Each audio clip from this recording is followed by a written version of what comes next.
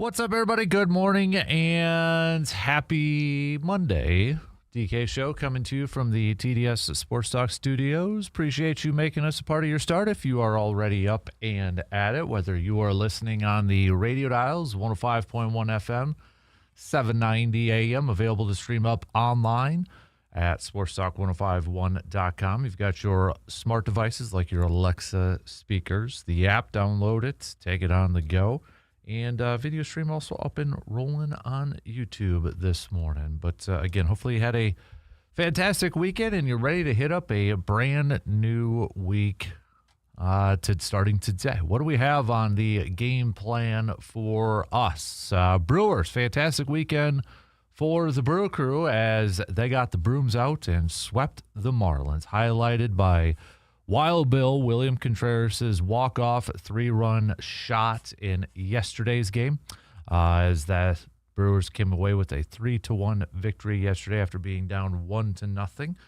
But Brewers will be back at it tonight, beginning a series against the Mets, where Jacob Mizorowski will get to start for the Brewers, and he is scheduled to go up against former Brewer himself, Freddie Peralta. So it should be a fun game tonight. But Brewers, with their 3-game sweep, now improved to 62-37 on the season.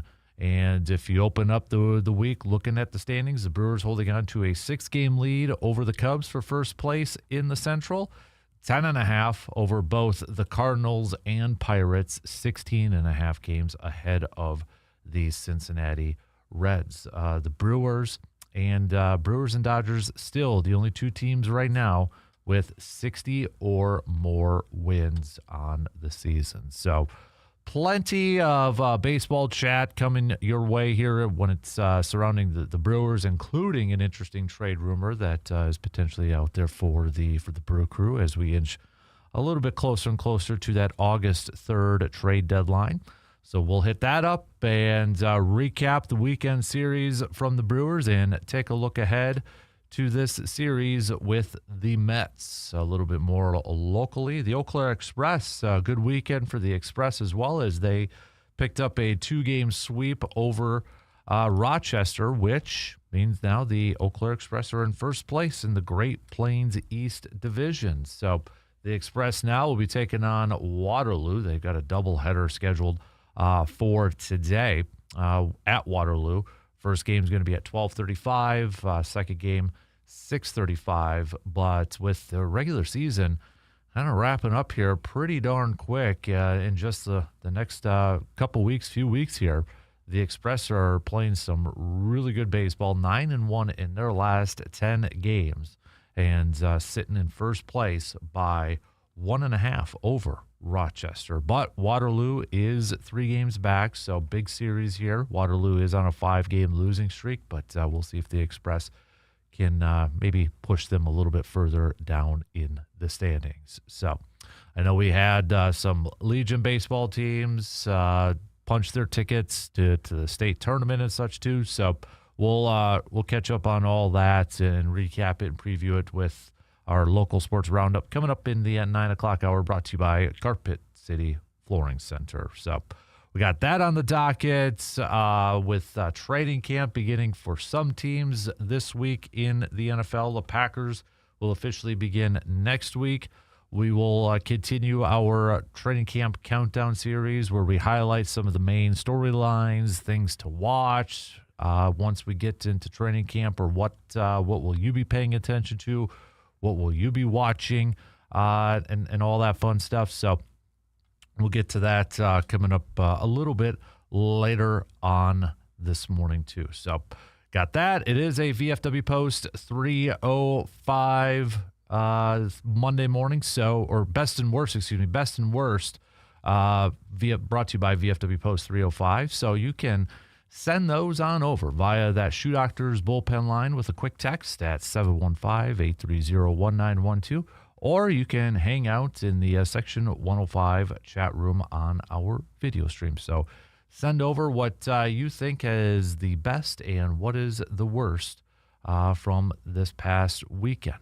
We want to hear from you. So But that's kind of your game plan for us this morning. Lots of baseball chat mixed in with a little football chat as we get closer and closer to the start of training camp. Oh, World Cup is in the books too. Forgot to mention that. But Spain is your World Cup champions as they took down Argentina in extra time yesterday, 1-0. So the World Cup is in the books. So now all those football stadiums are getting set for American football to be put on there. So, but yeah, gotta throw that in there too. So that's your game plan for us this morning. So let's pitter patter, let's get at her, shall we? We'll take our first break as we get things going here this morning. We'll open it up talking some Brewers baseball. Brew Crew, fantastic weekend for the Milwaukee Brewers as they get a sweep over the Marlins and now set up for a series against the struggling Mets. We'll recap and preview that series, plus kind of go through some of the latest rumors and rumblings surrounding the Milwaukee Brewers as we get a little bit closer and closer to the trade deadline. Brandon Woodruff also spoke over the weekend, too. We'll tell you what he had to say about what's the plan for his shoulder going forward. It's not great, and you have to wonder if we're ever going to see Brandon Woodruff suit up for the Brewers again. So, but we'll talk about that as well. Brewers heavy here this morning. We'll take our first break and get things going here on the leadoff. Coming up after these quick words.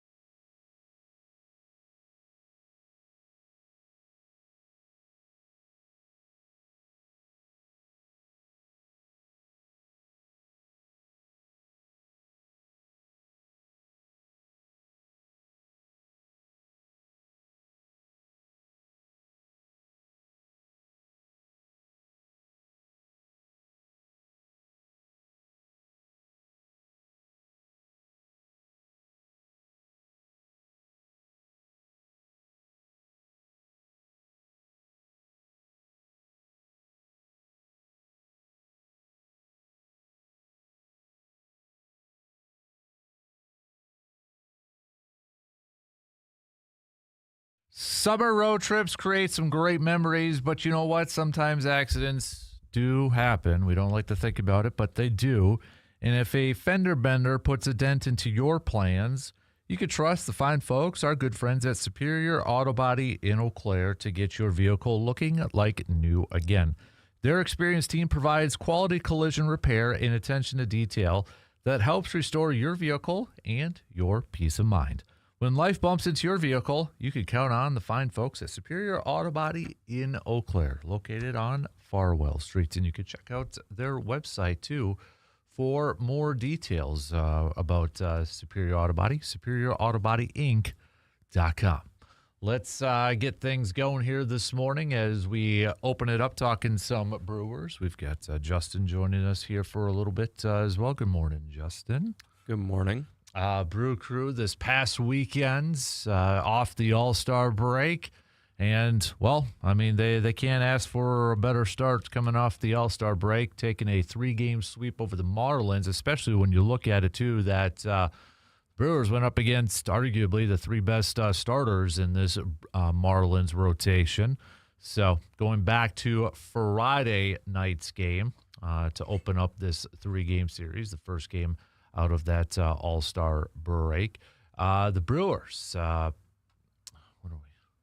got sidetracked here. Don't get sidetracked with Twitter and social media running in the background. But extra inning game, 2-1 victory for the Brewers as Craig Yoho getting his first career win in that contest as well. So you had a couple hits from Garrett Mitchell. Garrett Mitchell kind of picking up where he left off before the All-Star break, too. Good weekend for Mr. Garrett Mitchell. But Brewers taking a 2-1 victory in Game 1 of this series, where Logan Henderson got the start in that game, too. No decision for him, obviously, with Craig Yoho picking up the win. But going 5 innings, 3 hits, 1 earned run, no walks, and 4 Ks. Did give up a solo shot. So quality start from Logan Henderson in Friday night's game. And then you look to Saturday's game, an 8-6 victory for the Brewers after the Marlins jumped out to a 3-0 lead in the second. Shane Drowan getting credited with the win. He went 6 innings, 5 hits, getting charged with those 3 earned runs in that second inning, but he did strike out 9 batters. Brewers putting up 4 runs in the 6th, along with a couple more in the 7th for to take the lead, or to add some insurance, I should say. Things got dicey in the top of the 9th with Craig Yoho struggling a little bit. Trevor McGill had to come in and shut it down after the Marlins hit that 3-run shot in the 9th inning. But Trevor McGill locking it down for his 15th save of the season. Brewers picking up that at least a series win with that win on Saturday. And then yesterday, in a low-scoring affair, a very low-scoring affair, Brewers going into the 9th inning, bottom of the 9th inning, down 1-0 after the Marlins putting up a run in the top of the 3rd. Not a lot of offense going throughout most of the day for the Brewers, but Jackson Cheerio getting things started off in the bottom of the 9th. Terrain gets on. Then Vaughn, he strikes out, and up steps William Contreras, who didn't start the game, but goes up there and hits a 3-run shot, a walk-off home run for the Brewers to complete the sweep against the Marlins. Robert Gasser also going 5 innings, 3 hits, 1 earned run, striking out 5, no walks. A nice performance from him after the last time we saw him was that final game against the Pirates before the All-Star break. So Brewers completing this 3-game sweep, now improved to 62-37 on the season. Let's start off with the pitching with Logan Henderson and Shane Drowan and Robert Gasser. Not bad performances from those 3 starters to open up this season there, Justin. No, they all looked fantastic, and Henderson probably could have went longer on Friday, but I remember he had some forearm cramping. Mm-hmm. But I believe after the game he said he felt better already, so it shouldn't be anything to really worry about, hopefully. But no, Drowan pitched well, and Gasser pitched exceptionally yesterday. Mm-hmm. Yeah, Drone, I mean, outside that one inning where he gave up 3 earned runs, settled down nicely after that and put together a very good performance. So, I mean, you look at those 3 starters and then you compare it to the Marlins, arguably throwing their top 3 starters, and the fact that the Brewers were able to pick up a series sweep, because this is not a Marlins team that's bottom of feeding team or anything like this. It's a team that's competing for a playoff spot, and I think they opened up the week maybe in that final wild card spot in the National League or hovering right around it. So, I mean, a very, very good opening second, quote-unquote, second half of the season for this Brewer squad taking down this Marlins team. But what are your thoughts on the series? You got a few people texting in right now saying, great weekend for the Brewers, easily my best of the weekends, says Ben. And Dave on the texting line saying best of the weekend is William Contreras with that walk-off home run yesterday. So, but also from this past weekend, we got news that Brandon Woodruff, talking a little bit to the media on his bobblehead day on Saturday. It was kind of, I mean, Pat Murphy talking Friday didn't paint a very good picture and outlook of what the news was going to be. And initially, Brandon Woodruff was going to talk on Sunday, but I think, kind of after some of the comments from Murphy and speculation that was going on Friday, they moved it up to Saturday. But Brandon Woodruff is going to have to go under season-ending shoulder surgery again. He will at least part of the 2027 season, if not all the 2027 season. But he does not plan to retire, and he's going to attack this rehab with the goal in mind of pitching again. But, man, I got to expect that I can't see the Brewers doing another thing where they sign Brandon Woodruff to a 2-year extension like they did last time, let him rehab for a year, and then hope for the second year. I don't know if we're going to see Brandon Woodruff pitch in a Brewers uniform again. I think he's done. Mm-hmm. We're not going to see it again. It's unfortunate, but for a small market team that, doesn't, I don't want to say they don't like to spend money. I think they just keep their budget kind of tight. Mm-hmm. And I mean, it works. You can't just take a gamble on a guy like that and hope that it gets better and hope that he can pitch again. Mm-hmm. So yeah, it stinks for a guy like Brandon Woodruff, because I mean, he's done nothing but, work his tail off to be back at, this point, and to, with the goal in mind in spring training, you go back. His goal was to pitch in October for the Brewers. And, I mean, when he was out there this year, he looked really good. But I don't know. I mean, I hope wherever he does pitch, if he does try to come back and pitch, you hope nothing but success. But, man, from a mental standpoint, too, just to go through this again, it's got to be incredibly tough, I would imagine. Yeah, I'm honestly surprised he didn't hang it up, because I know he has at least one kid, if not more. He just had the birth of another one this past weekend. Yeah, you would think that he would just, want to spend time there and maybe hang it up, be done, because I don't know. You got to think, how much pain is he going to be in, too, after all this is said and done? I mean, you would think he would just maybe take some time, but, I mean, good for him that he wants to pitch, but I don't see it in a Brewers uniform. Yeah, I don't see it either, and maybe another team will give him another shot. I don't know if the future outlook for him is better as a bullpen guy, short inning type of guy, if that's going to be kind of the game plan after that. But, I mean, gosh, I would imagine that no team's probably going to sign him this offseason, so that when he is cleared, he might have – we've seen this before from a lot of players. It's almost like a pro day again, tryouts where they're throwing and then – open for scouts and front office. So we'll see after that. But yeah, this is a guy too that I get it. He's making $20 million this year, but you go back to the initial injury, he was probably set to get a long-term extension from somewhere, probably not for the Brewers, but from somewhere. And he was going to get a nice payday.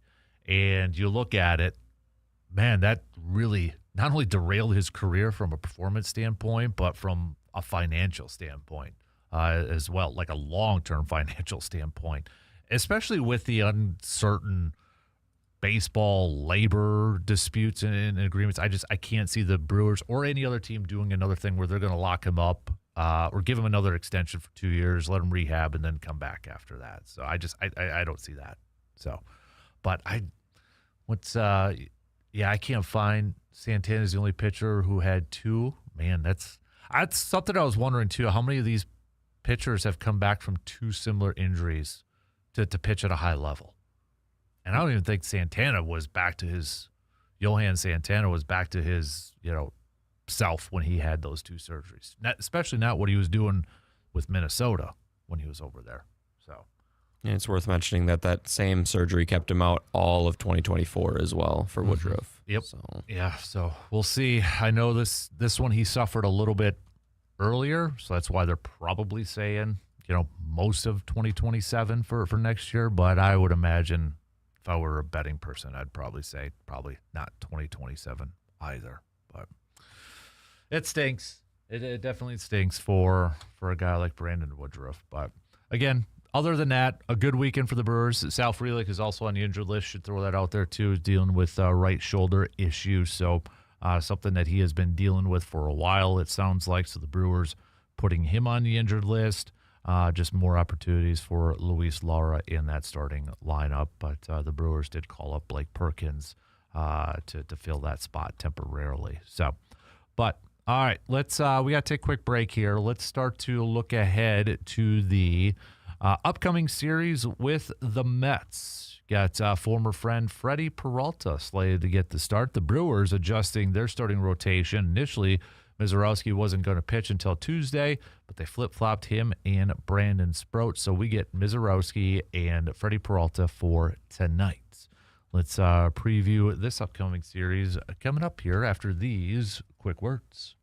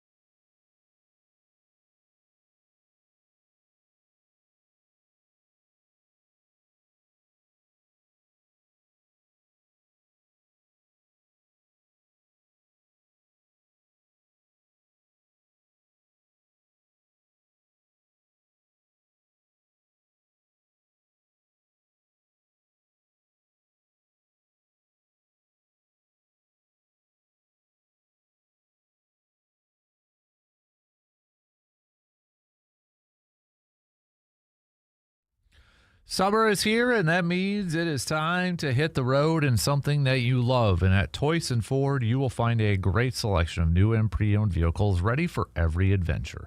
Looking for some power? How about comfort and reliability? Hey, they've got it all. Backed by a team that's committed to making your car buying experience easy and stress-free. So whether it's a weekend getaway or your daily drive, make sure that you're riding in style this summer. That's Toyson Ford in Chippewa Falls, where your next journey begins. Next journey for the Brewers is this series with the Mets starting tonight. 6:40 first pitch. Jacob Misiorowski going for the Brew Crew. You've got former friend Freddie Peralta getting slated for the start for the Mets tonight. Misiorowski looking do we say bounce back? I mean, he did pick up a win against the Cardinals back on the 7th when he went 7 innings, but gave up 3 earned runs, did strike out 11. Picked up a loss against Cincinnati back on the 2nd, where he went 5 innings, giving up just 1 earned run, though, and struck out 10. But we'll see if this maybe extended break for Misiorowski helped out his shoulder, helped out his arm, going through the fatigue that has been out there. So I'm excited to see what kind of version or what we're going to get with Misiorowski. Is he going to look refreshed and ready to go with a few extra days off here? But something definitely, I think, to kind of watch here, Justin. I think he'll look refreshed. I wouldn't be surprised if he came out in 104 right off the bat, just to show people that he's back. I'm excited. I know he commented about facing Freddie tonight. He said it'd be fun, but he's on the other team, so he's got to basically take care of business. So it'll be a fun matchup to watch, I think. And I think Freddie obviously is probably going to be a little amped up, coming back home to American Family Field in front of a lot of his teammates, going up against a lot of his teammates. There's familiarity on both sides from hitters and obviously with Freddie going up against them too. So should be a lot of fun to watch. Freddie obviously not having the season, and the Mets overall not having the season that they envisioned at the beginning of everything, but kind of maybe a dare I say audition for Freddie Peralta for the Brewers, because there was a report over the weekend by Hector Gomez that said that the Brewers now possibly interested in acquiring these services of one Freddie Peralta. Hector Gomez, MLB Insider, saying the Brewers have emerged as the top suitor for Freddie Peralta. The Braves and Rays have also shown a lot of interest in him as well. That'd be kind of funny, wouldn't it, if they reacquired Freddie Peralta? Because I would imagine that they're not going to have to give up as much as what the Mets gave up to acquire Freddie Peralta to begin with. So, and plus it's a little bit cheaper already because you prorated salary entering free agency. Would you welcome that move if it just acquired maybe one prospect at Double-A if it wasn't one of their top prospects or whatever the case may be? I would 100% do that. I would love it. I've always liked Peralta. I know he hasn't had the best luck going deep into games, but I would love to see him back, even for just the short run through the summer, especially with all the pitching injuries and luck that they've had. And I know they've got I think they've got 2 more really long stretches coming up, so it wouldn't hurt to have another trusted arm. Yeah. One, it would be funny. 2, they're obviously very familiar with him already, so there would not have to be an adjustment. I think the clubhouse would absolutely love it. I mean, you're bringing in a guy that has, been there throughout the majority part of his career, pitched a lot of innings. The one thing you do get with Freddie, too, that I think kind of gets underrated a lot is he is available. Like, he's been pretty darn healthy throughout the majority part of his career. And, with the Brewers going through some little bit of injuries with some of their pitchers, you kind of get, a very stable presence with Freddie Peralta, because you can almost rely on him that he's going to be there every 5-6 days. He's been pretty darn healthy throughout the majority of his career. Yeah, I can't remember him having any really major health concerns. So no. I would welcome it back for sure. And I remember in the offseason, Pat Murphy said that he was a leader for some of the guys in the clubhouse. I would love to see it back. Yeah. And it would take the possibility of him going to Chicago away, too. Yeah. So. I mean, Brandon Woodruff, not obviously pitching anymore. I know they brought in Lance McCullers, so you do have a veteran in that aspect, but he's got an injury history, too. I don't know how much you could count on that. If you added a guy like Freddie Peralta, and I know he doesn't give you a lot of innings, but maybe that works for this plan here, too, for the Brewers, because they've got all these options. They want to try to get these guys as fresh as possible for a potential postseason run here. You'd have some flexibility with these pitchers. If you add Freddie Peralta in there, maybe he just gives you 5 innings, but you've got all these other guys, whether it's coming out of the bullpen or piggyback starts, that can give you multiple innings here too. I don't know if I could see this happening, but I would welcome it if this actually is a legit rumor and report out there. Or maybe it's like what we see a lot of times in sports. The Brewers are used as that team to draw up the asking price for other teams. Andrew Brandt always said this about the Packers back in the day when he worked with the Packers, saying, teams would call him and say, hey, can we just say that you guys are interested in our player? And he's like, if that's going to draw up the price with our competition, go for it. So maybe it's a little bit of a gamesmanship with this because it makes sense. The Brewers might need a veteran starter. Is it just a ploy or a play from the Mets to draw up a little bit more from Braves or Rays or whoever needs a starting pitcher? Possibly. But if it's a possibility that you can bring back Freddie Peralta, you don't have to commit a lot of money to him in the now or the future, and you probably don't have to give up a ton of prospects. Hey, I'm open for that. Absolutely. Why not? It's a need, and let's do it.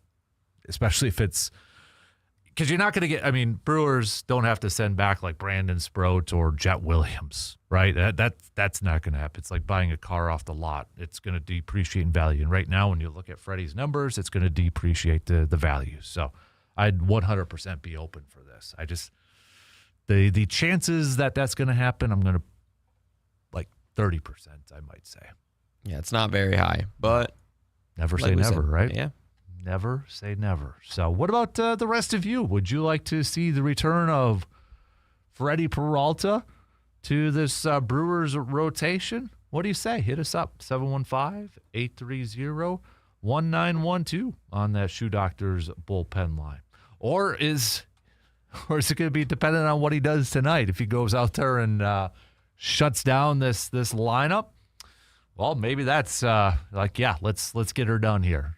But, I hope it's almost one of those where it's like, man, if Freddie Peralta is like a legit possibility for the Brewers, you kind of want to maybe get a little bit of a glimpse what he can give you again tonight. But at the same time, we want to pick up that W, and Jacob Mizorowski just blows the doors off of everybody. So, but that trade deadline those trade rumors are really going to spike up here in the coming days here. Reminder, it is August 3rd for that trade deadline. So I'll tell you what, let's take our last break for this hour, and we'll talk a little bit more about some of the rumors that are out there surrounding Major League Baseball with the trade deadline approaching here in the next couple of weeks, and see if any of these names could be good targets, good options for the Brewers. So we'll take our final break and wrap up the first hour, continue to talk some baseball,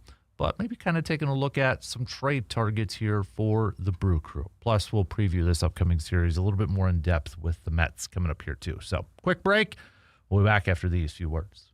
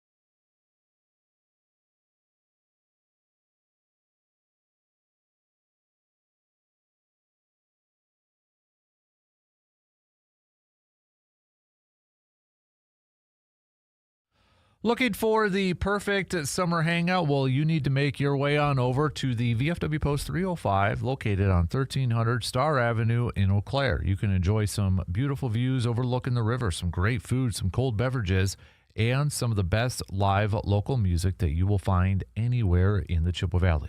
Whether you're meeting some friends after work or maybe spending a summer evening outdoors, the VFW Post 305 is the place to be. Great views, great music, great times. That's the VFW Post 305, again, located 1300 Star Avenue in Eau Claire.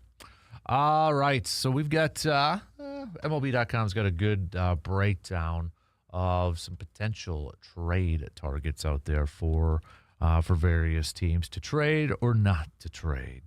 Nationals is kind of interesting here. They got Abrams and Foster Griffin, but Nationals, I don't know if they would be sellers at this point because, they're still in the chase for at least a wild card spot. So, I think, first of all, I think this is going to be a big couple weeks for a lot of these teams to figure out whether they're going to be buyers or sellers.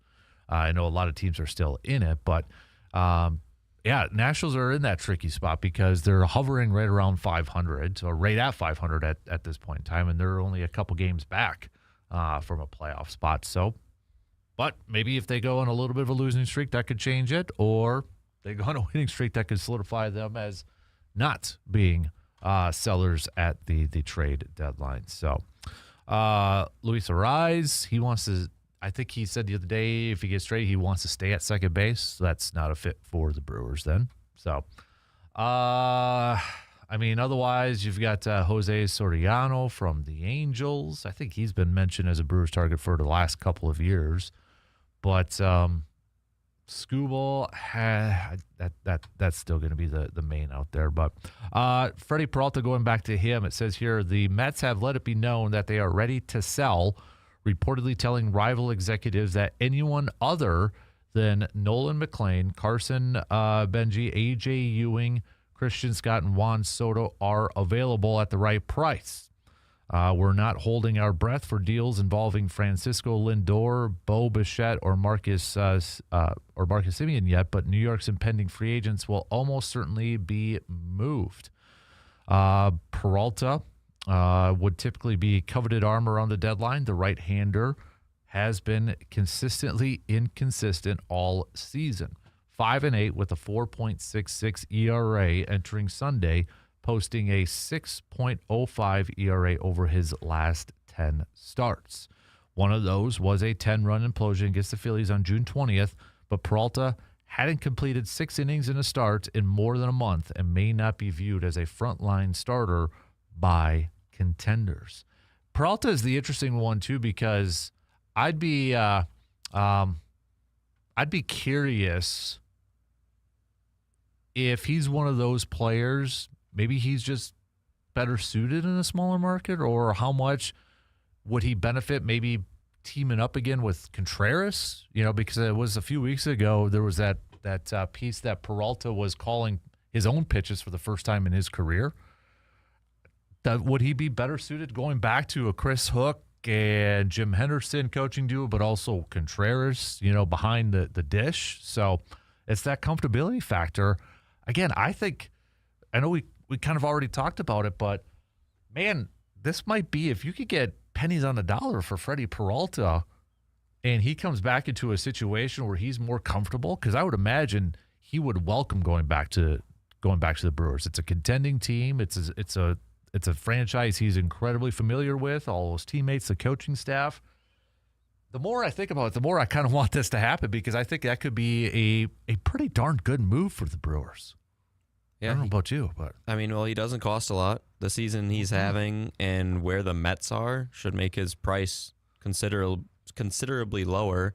And like you said, it could be a familiarity, small market thing. We saw Devin Williams leave, went to the Yankees and the Mets. He hasn't had great years in really either. Mm-hmm. And then if you remember Jeremy Jeffries many years ago, yeah, that's a good point. He would come back to the Brewers. He would dominate. He'd look good. They usually would trade him away. He'd struggle elsewhere, and then I think he came back 3 or 4 times in his career. So I would welcome it. I would love to see it. See if the same thing can kind of happen. because he opened up the season with just $8 million in payroll, so that's prorated. You're talking about less than $4 million you'd probably have to pay him the rest of the year. And the Mets might even eat some of that, too.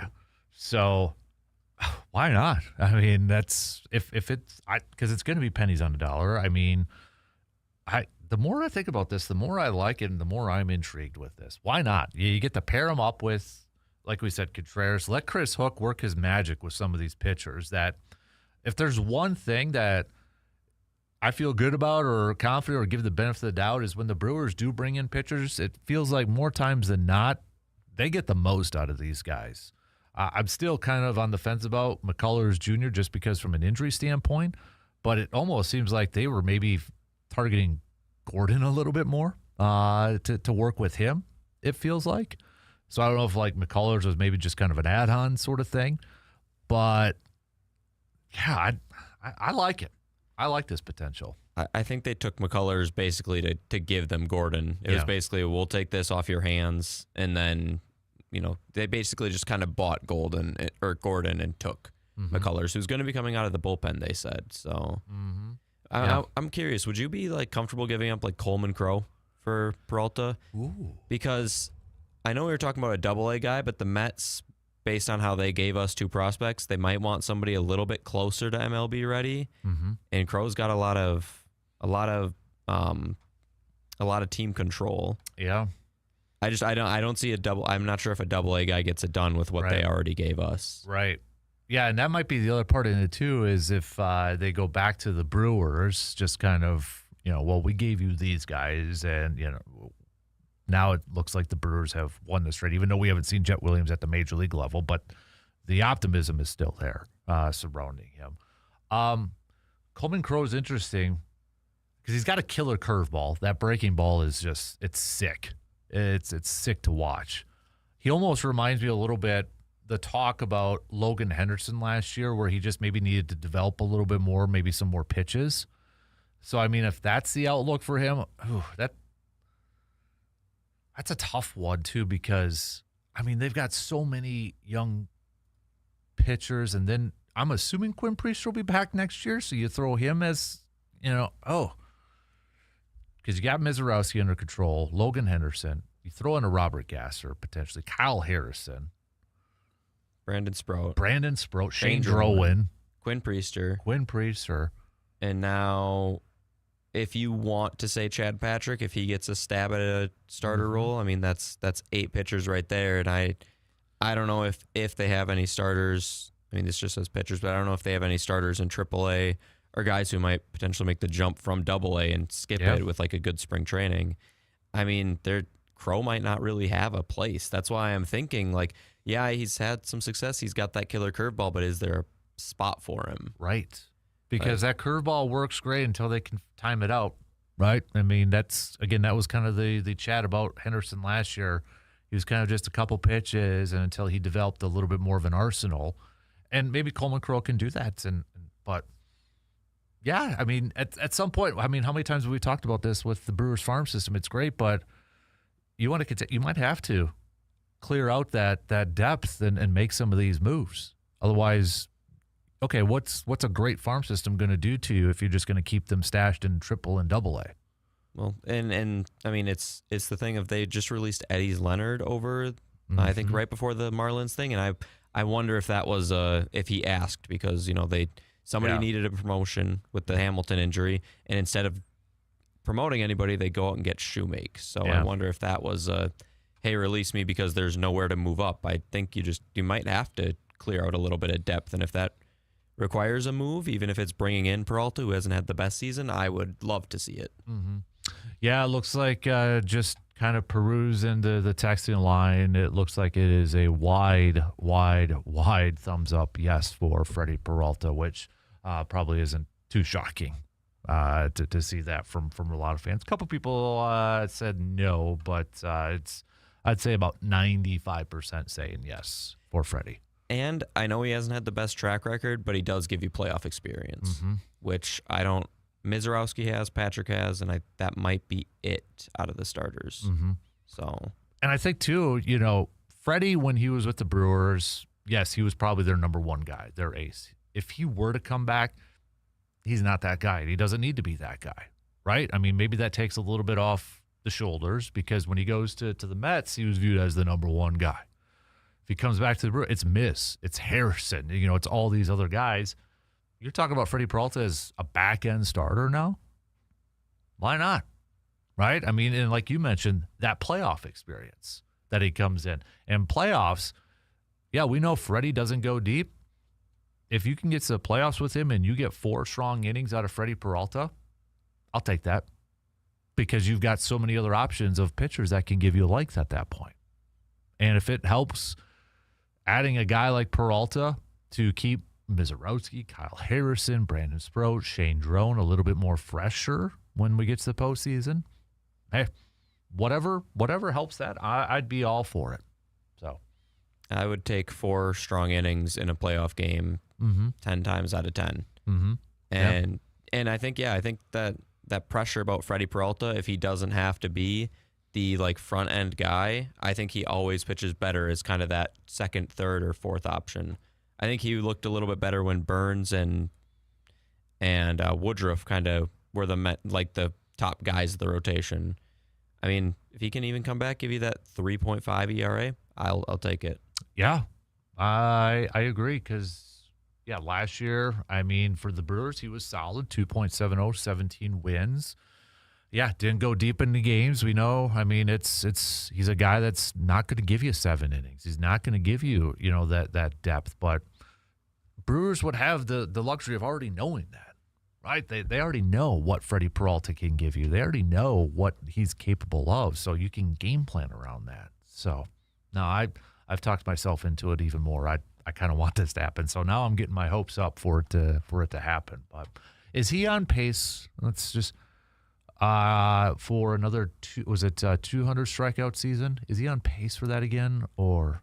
He's at 104, so he'd really have to kick it up these last few months. I don't think it's going to happen. No, because last year was 204, the year before that 200, then 210. So, I don't see that happening. He might have 10 more games in him. He'd have to get about 10 strikeouts a game. Yeah. So that's unfortunate. Yeah, but continue to send us your thoughts. What do you think about Peralta as a potential Brewers target? Would you welcome him back to Brewtown?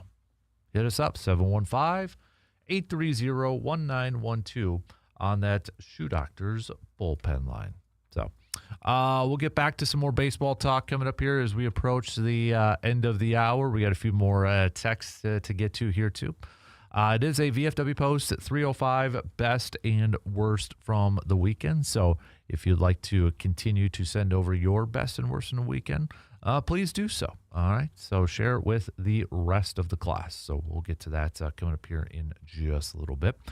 We've got some football talk as we get set for training camp starting next week already for the Packers. Some teams, players already reporting, and they're going to get started this week already. It's almost football season, believe it or not, too. So we'll continue our Packers training camp countdown series, taking a look at what are the top things that we're going to be looking at when we get to Packers training camp, whether it's been positions or certain players or maybe even coaches.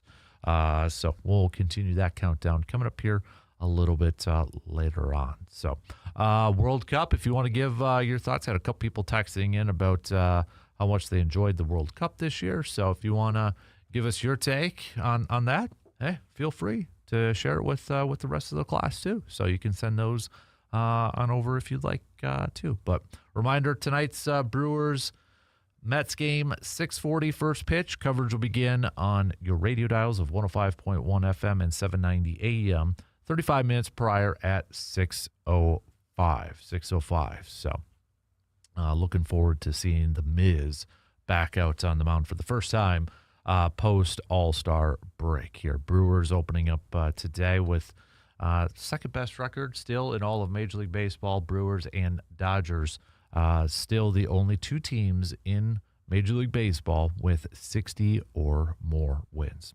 All right, we've got some news updates, and we'll be back in just a couple minutes.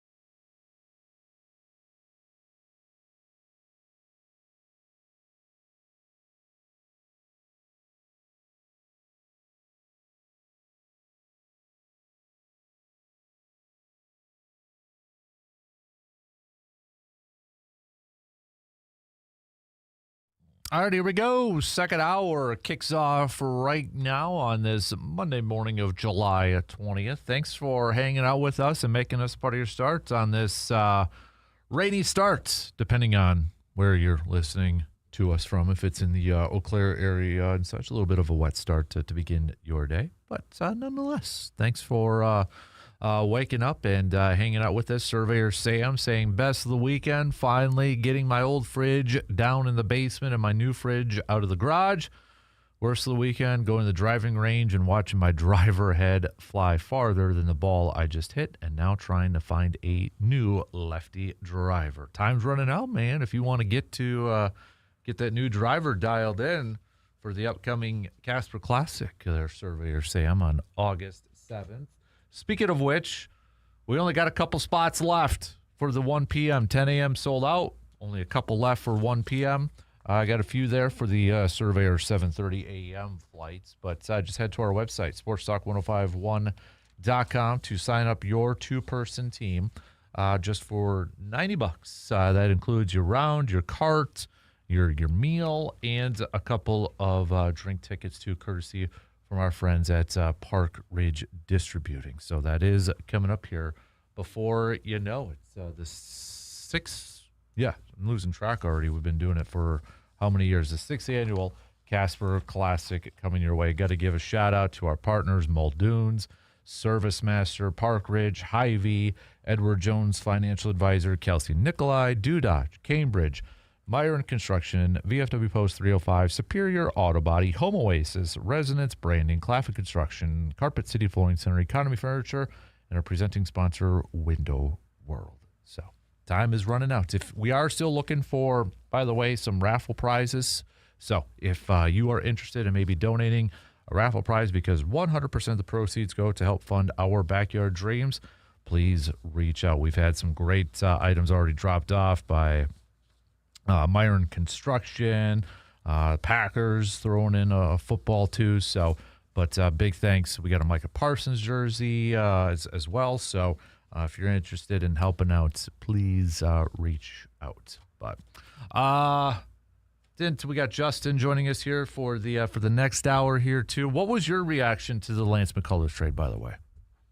I mean, it's just I was the first thing I was, well, who would we give away? And then I saw it was Jaden Fielder, which, I mean, were we ever going to see him in the big leagues? Probably not. Right.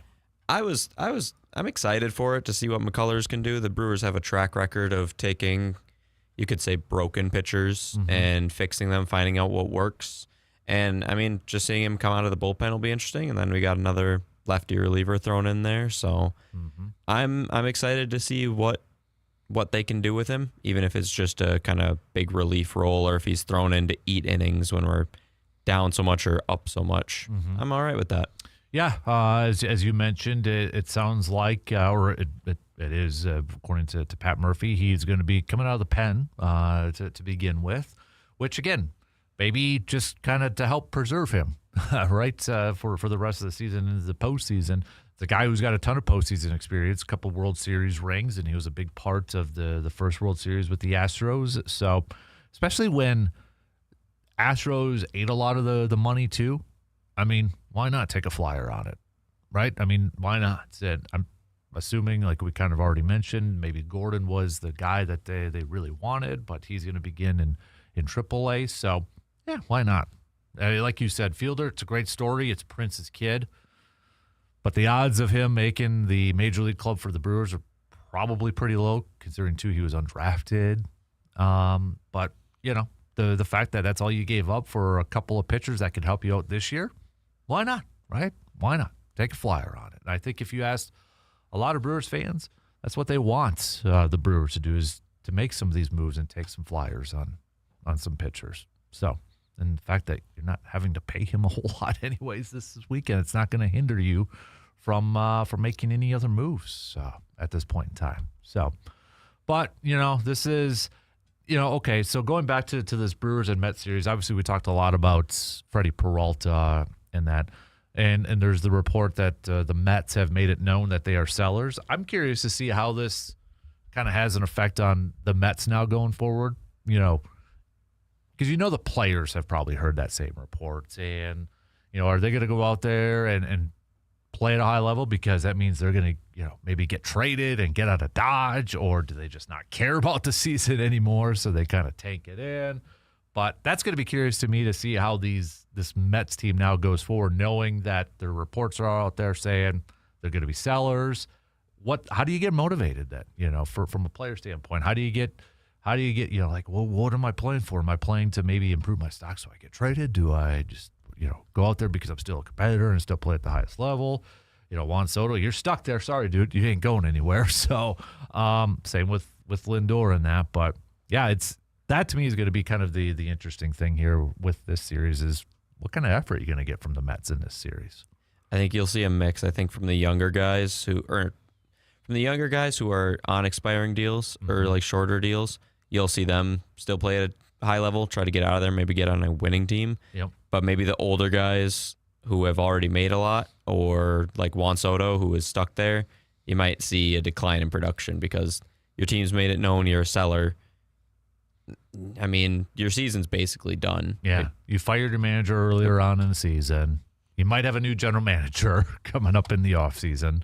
So, yeah, it's going to be interesting. Brandon Sproat's going to get to start going up against his former team tomorrow, which I'm sure he's going to be amped up for, just like Freddie Peralta is going to probably be amped up for going up against the Brewers. So that'll be fun. I think what helps Brandon Sproat in this case, since he is younger, it's in his new home stadium, so doesn't have – I mean, we're all human, right? We get probably a little amped up, like, okay, I'm going to go back and show them that they made a mistake, or maybe Brandon Sproat saying thank you for trading me because, I'm in this position now. But we talked about it late last week, the importance of this Brewers team to begin this quote-unquote second half, coming out of the gates on fire, because you look at the schedule and just taking advantage of the schedule because – the Marlins, again, not a team to take lightly. They're a team that's competing for a playoff spot, and they were going up against their three best starters. So to come out of the gates and sweep that's huge. Now you've got a Mets team that is obviously really struggling.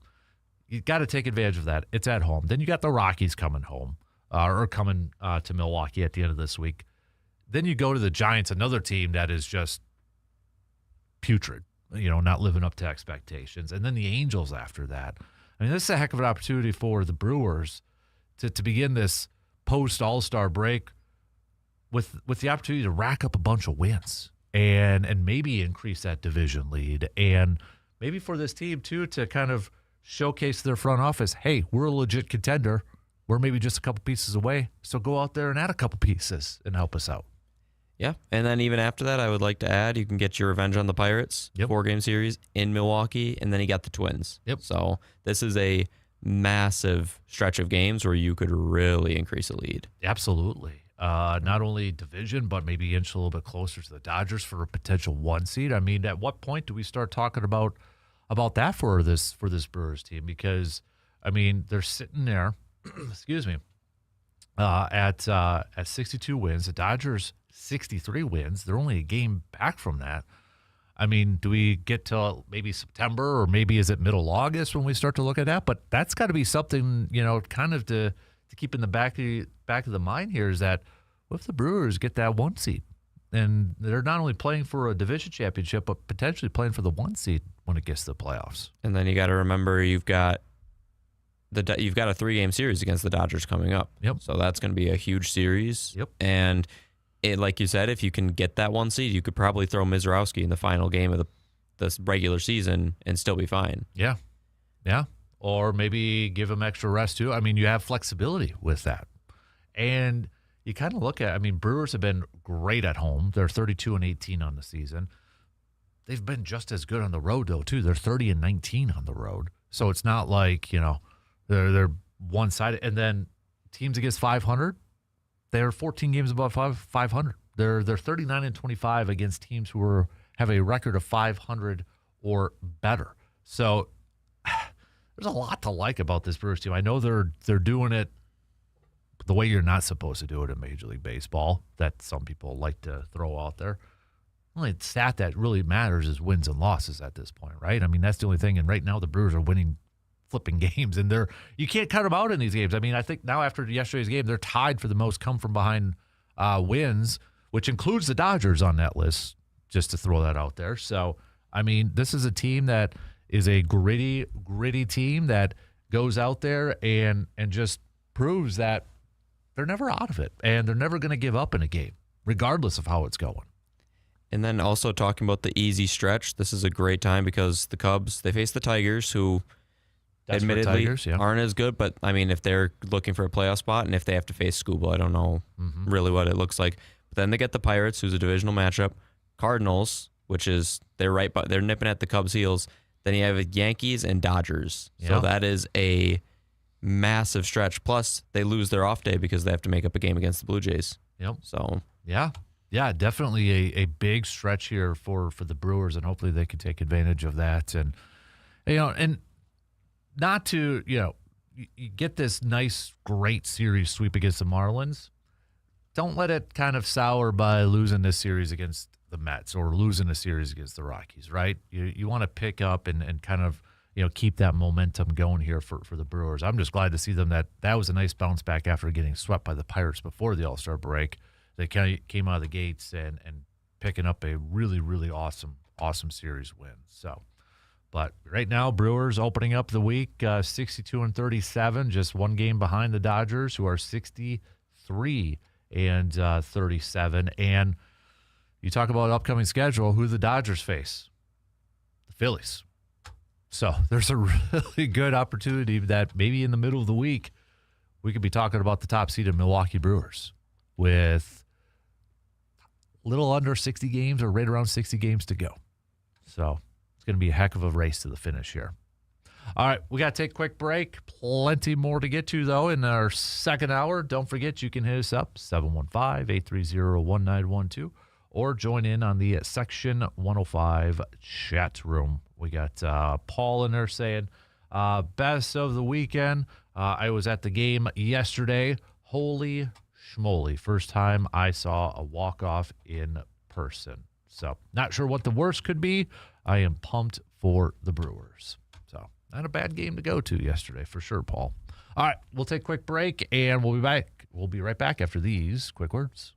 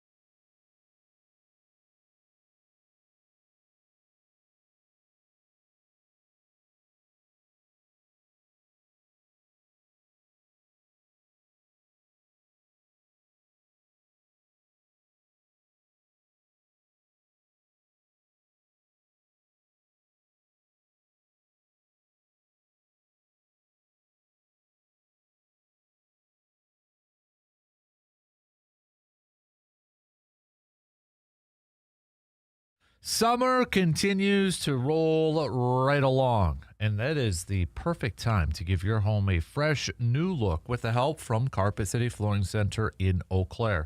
Hey, whether you're looking to update maybe your man cave, like finishing up the basement, or maybe it's the living room or bedroom or kitchen, whatever the case may be, Carpet City Flooring Center has all these different flooring options that you're looking for, like from Rigid Max flooring or some awesome looking soft luxurious carpet, tile, and more. You'll find quality products, and the team there, well, they'll give you the expert guidance every single step of the way.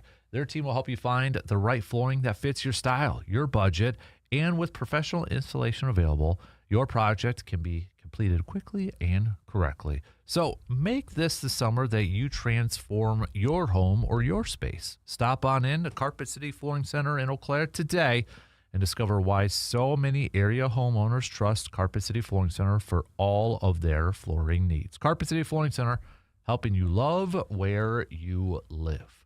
The trash talking is already beginning between C-Bomb and Surveyor for the upcoming golf outing. C-Bomb saying, I'm smelling a prelude to a bunch of excuses for Surveyor. Surveyor, you're not supposed to hit the ground with the driver. Sammy, good call. Shouldn't be doing that there, Surveyor. So let's switch gears here for a little bit. And we got Packers training camp that begins next week, believe it or not. So let me ask you, Justin, what's maybe the main position group, story, player, coach that you're like, if you had to create a top list, what would be the number one thing that you're going to be watching for the most when it comes to training camp or paying attention to the most? It's going to be the running back group, for sure. I mean, closely followed by the entire defense under Jonathan Gannon, but the running back group, because there's nothing new about Josh Jacobs, and they posted I think it was him making the top 100, but a nice little video with that. But there's been nothing new about that, but I'm also interested to see what can Marshawn Lloyd do if he can even stay healthy. Mm-hmm. So I'm excited about the running back group because there's a lot to watch there, I feel like. Yeah, it completely changes things, doesn't it? If Josh Jacobs is on that team or not. I mean, if he's not, if he's got the legal issues come up and he's going to miss time, it puts a big old question mark about Marshawn Lloyd. They're putting a lot of eggs in the basket of Marshawn Lloyd entering his third year. We haven't seen him because he hasn't been healthy, right? I mean, it's almost like Garrett Mitchell with the Brewers. We haven't really seen. There's potential there, there's talent there, but we just haven't seen it. And luckily this year now, especially right now, we're seeing a lot from Garrett Mitchell. But it's definitely a concern when if you got to go into the season saying, hey, we're counting on Marshawn Lloyd, but all he's been able to do is pull a hamstring. And so, yeah, I'd say that's definitely one of them looking into camp here. And I'll be curious to see, are they careful with Marshawn Lloyd too because of that? Do they push him a lot in training camp, or do they try to preserve him? I think the team's maybe at the point too where they don't know a whole lot about Marshawn Lloyd. So, if I remember correctly, I could be completely wrong, but I think they were taking it easy with him in OTAs. They were, yeah. Yeah, he was not doing, or at least initially he wasn't doing like team drills, like with the ones. He was doing position drills and that. But yeah, going into the team stuff, the 11-on-11s, they were not throwing him out there. So we'll see. But what else? What would be like number 2 for you or next on that list? I think the defense as a whole, honestly, because we lost Halfley, which after Micah Parsons went down, I really wasn't impressed with what Halfley was doing. I think he just had more talent than some of the past coordinators. And I know some people can be mad about that, but I didn't see it after Parsons went down. I get he's a big piece, but you should still be able to win. So I'm excited to see what Gannon can do, what the defense is going to look like as a whole, because you lost some people, you brought some people in. So I guess we'll see what happens. They're going to have to adjust to play without Parsons for the first probably half of the year. Mm-hmm. Yeah. I'm looking at hate doing this every couple of years, it feels like, but rookie kicker who's now the starter, Trey Smack. I hope it works out. I want nothing more than to have another Mason Crosby where we have a kicker for 15 years. I don't know if that's going to be Trey Smacker. I hope it's Trace Mack. But it's a big unknown heading into this. Last time we tried it with the rookie kicker with Anders Carlson, it did not work out. And I know Brandon McManus was kind of struggling a little bit last year. But, I mean, when he did come in a couple of years ago, he was a nice stabilizing presence with the kicking position. So the fact that they don't have any competition in for well, I guess they got one in there, but it's Trace Mack's job to lose at this point. So that's definitely something I'll be watching. And honestly, when we get to preseason games, just kick a bunch of field goals. Let's just kick a bunch. I don't care about touchdown. Just kick. Get the third down from the 20. Just kick it. Doesn't matter. Kick it. Let's get more reps as possible. It's one thing to do it at Ray Nitschke Field or Clark Hinkle Field, the practice fields in Green Bay. Go into the stadiums and do it during a game. Get as many reps as you can. I don't care. Just go kick it, because I don't want to be talking all season long again about kickers and kicking problems and what do we do, where do we go, who's going to kick. Another failed draft pick from a kicking position. I don't want to go through that again. And honestly, even like if we watch Trace Mack in training camp in these preseason games, if he looks great, I'm still going to be nervous in the regular season because it's a completely different animal. And I'll always be nervous when a kicker's out there. But I just like to have a little bit of confidence, and I'm not even going to have that throughout probably the whole year. Even if he's like great, that first playoff game with a kicker out there, those nerves are going to be coming back because there's too many bad memories of kickers in these playoff games. So that's one I'd throw in there too. I was kicker's probably about third on my list. Yeah.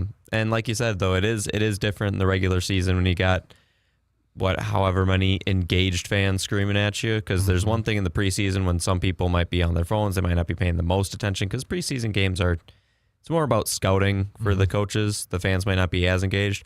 But when you go and it starts getting cold and you got all the fans screaming at you, because you played in Florida as well, so it's going to have to adjust to that. It will be interesting to see. Yep. As long as he can make his extra points and is pretty automatic from under 45 yards, I think I'll be happy. Mm-hmm. Yeah, that's the other point in here too is this will be later on this season.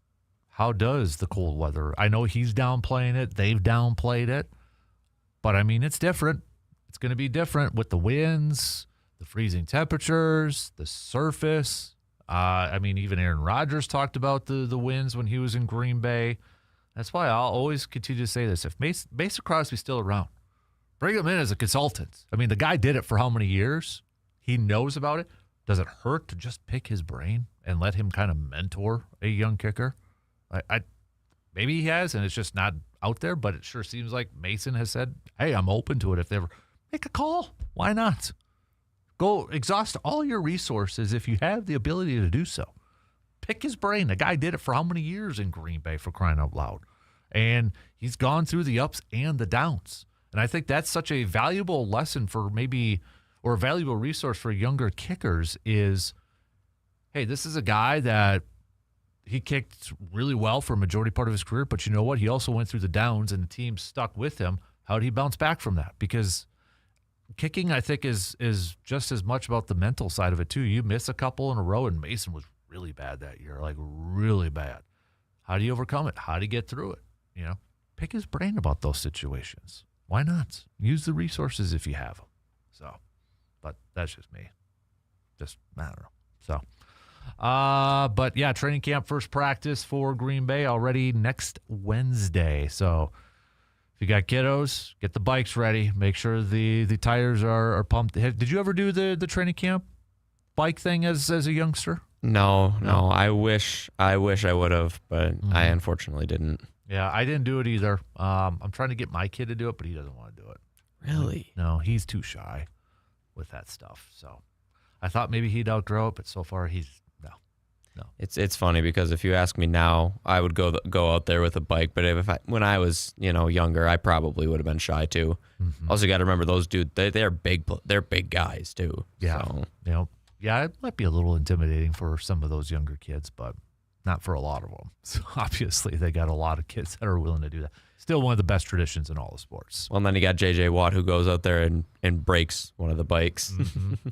And then just buys a new one for the kid, too. So, by the way, you see the cool thing about JJ this past weekend on Twitter? So, apparently, Could be a good thing for your VFW Post 305 best and worst of the weekend, because we talk about these athletes, and we never really know the real person or who they are, and we talk a lot about the bad stuff. Somebody had tweeted that, hey, I kind of find it funny because it's like you're still seeking attention this way when you tweet this. But somebody tweeted that J.J. Watt sat next to him at breakfast, but he didn't say anything because he didn't want to bother him and that. J.J. saw the tweet and said, let's meet up for a beer, so that he met up for a beer afterward. Cool for J.J. Watt to do that.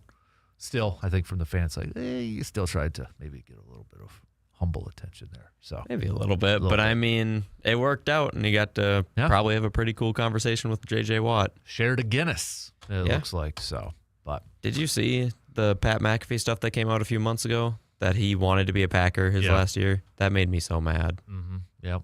Yep, I saw that. So, and he would have taken less too. So, All right, let's take a quick break as we are at the bottom of the hour.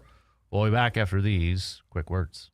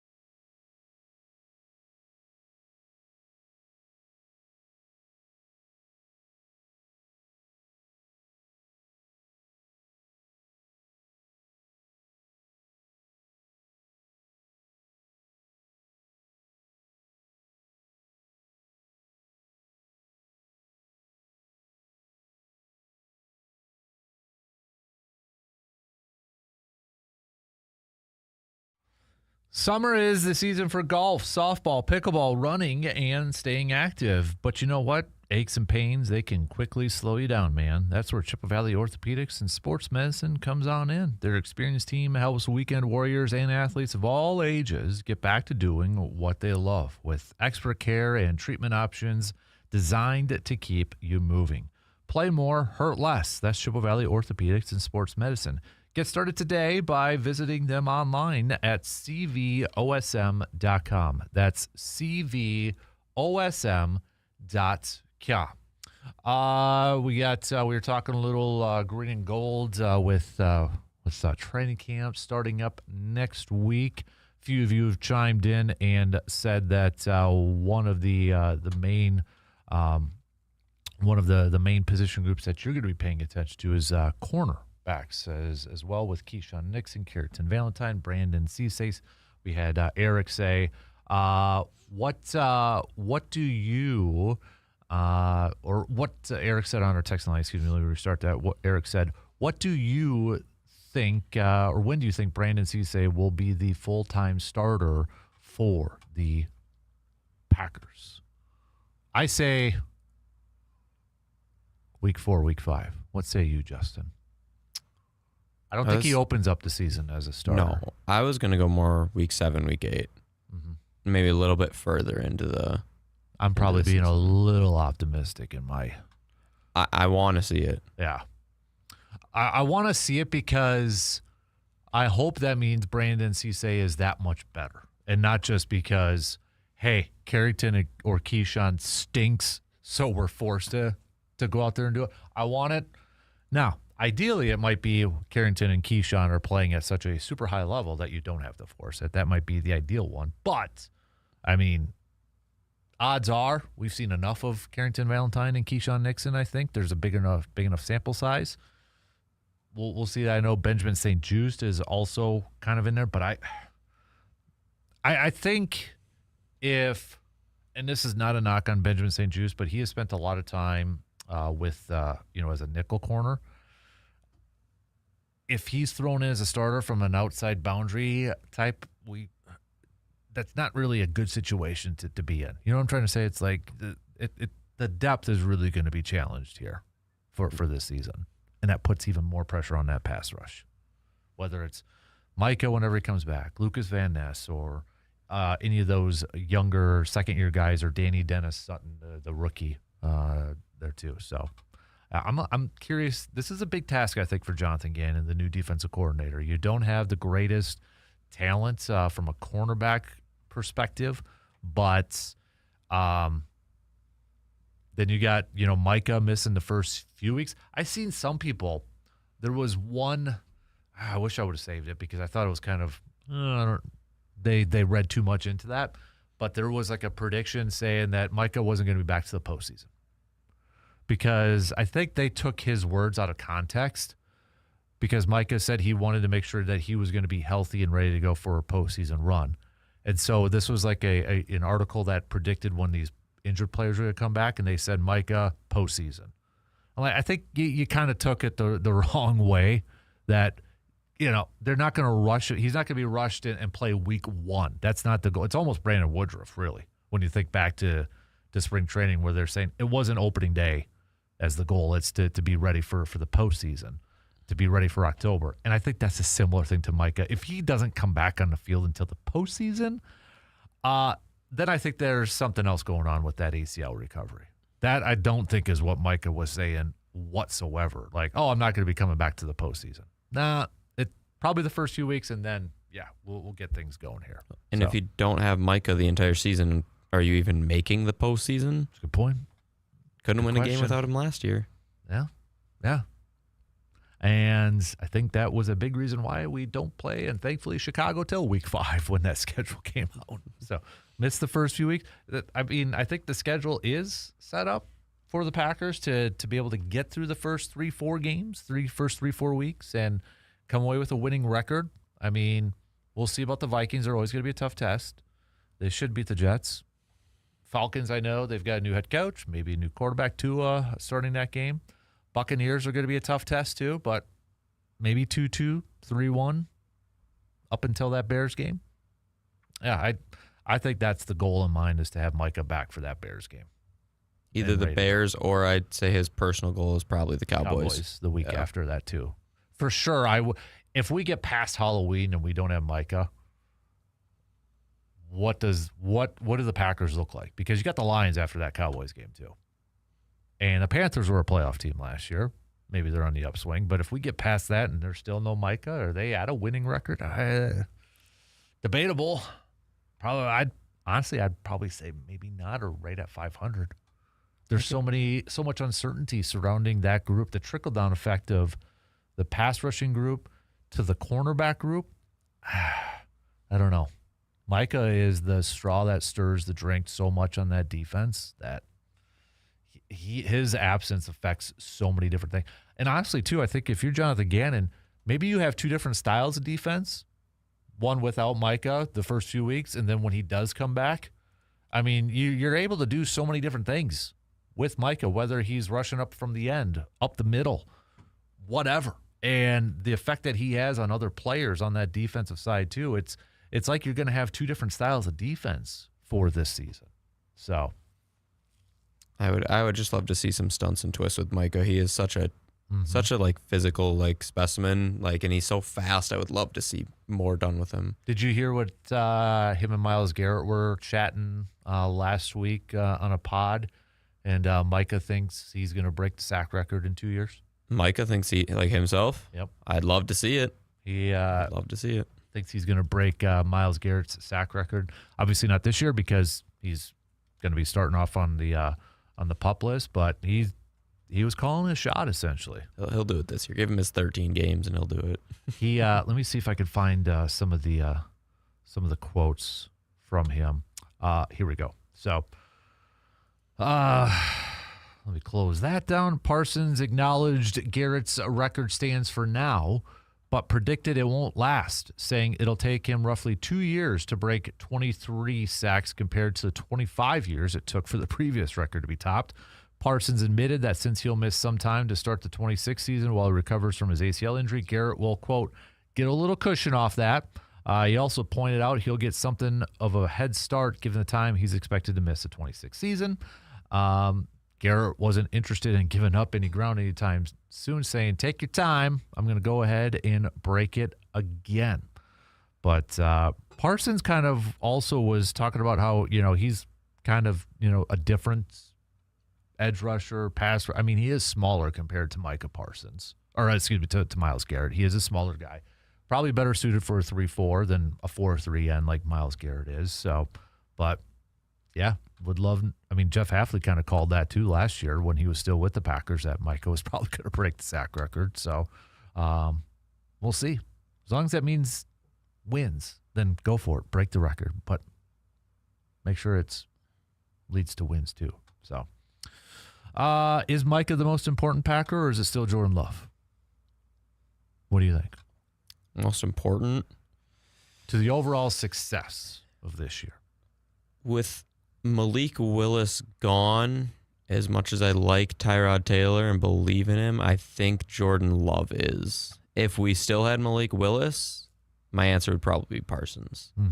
Yeah. Because Willis showed that he could get it done. But if Love goes down again, I don't know if Tyrod Taylor at his age can get it done. Mm-hmm.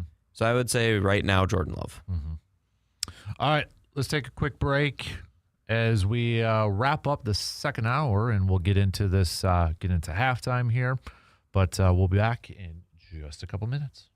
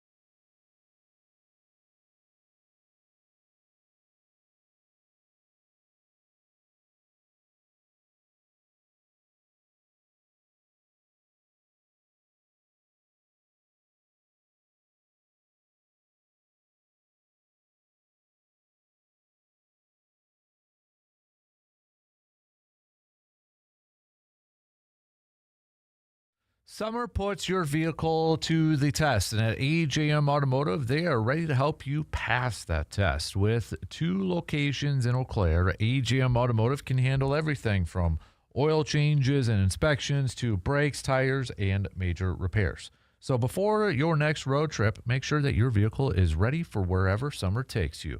You can trust the team at AJM Automotive because they have one commitment, and that's keeping you safely on the road all summer long. And you don't like to think about it, but if it does happen where you do need a tow, maybe making a road trip or something like that, AJM Automotive, don't forget, provides towing services as well. So keep this number in your cellular phone device, 715-835-9523.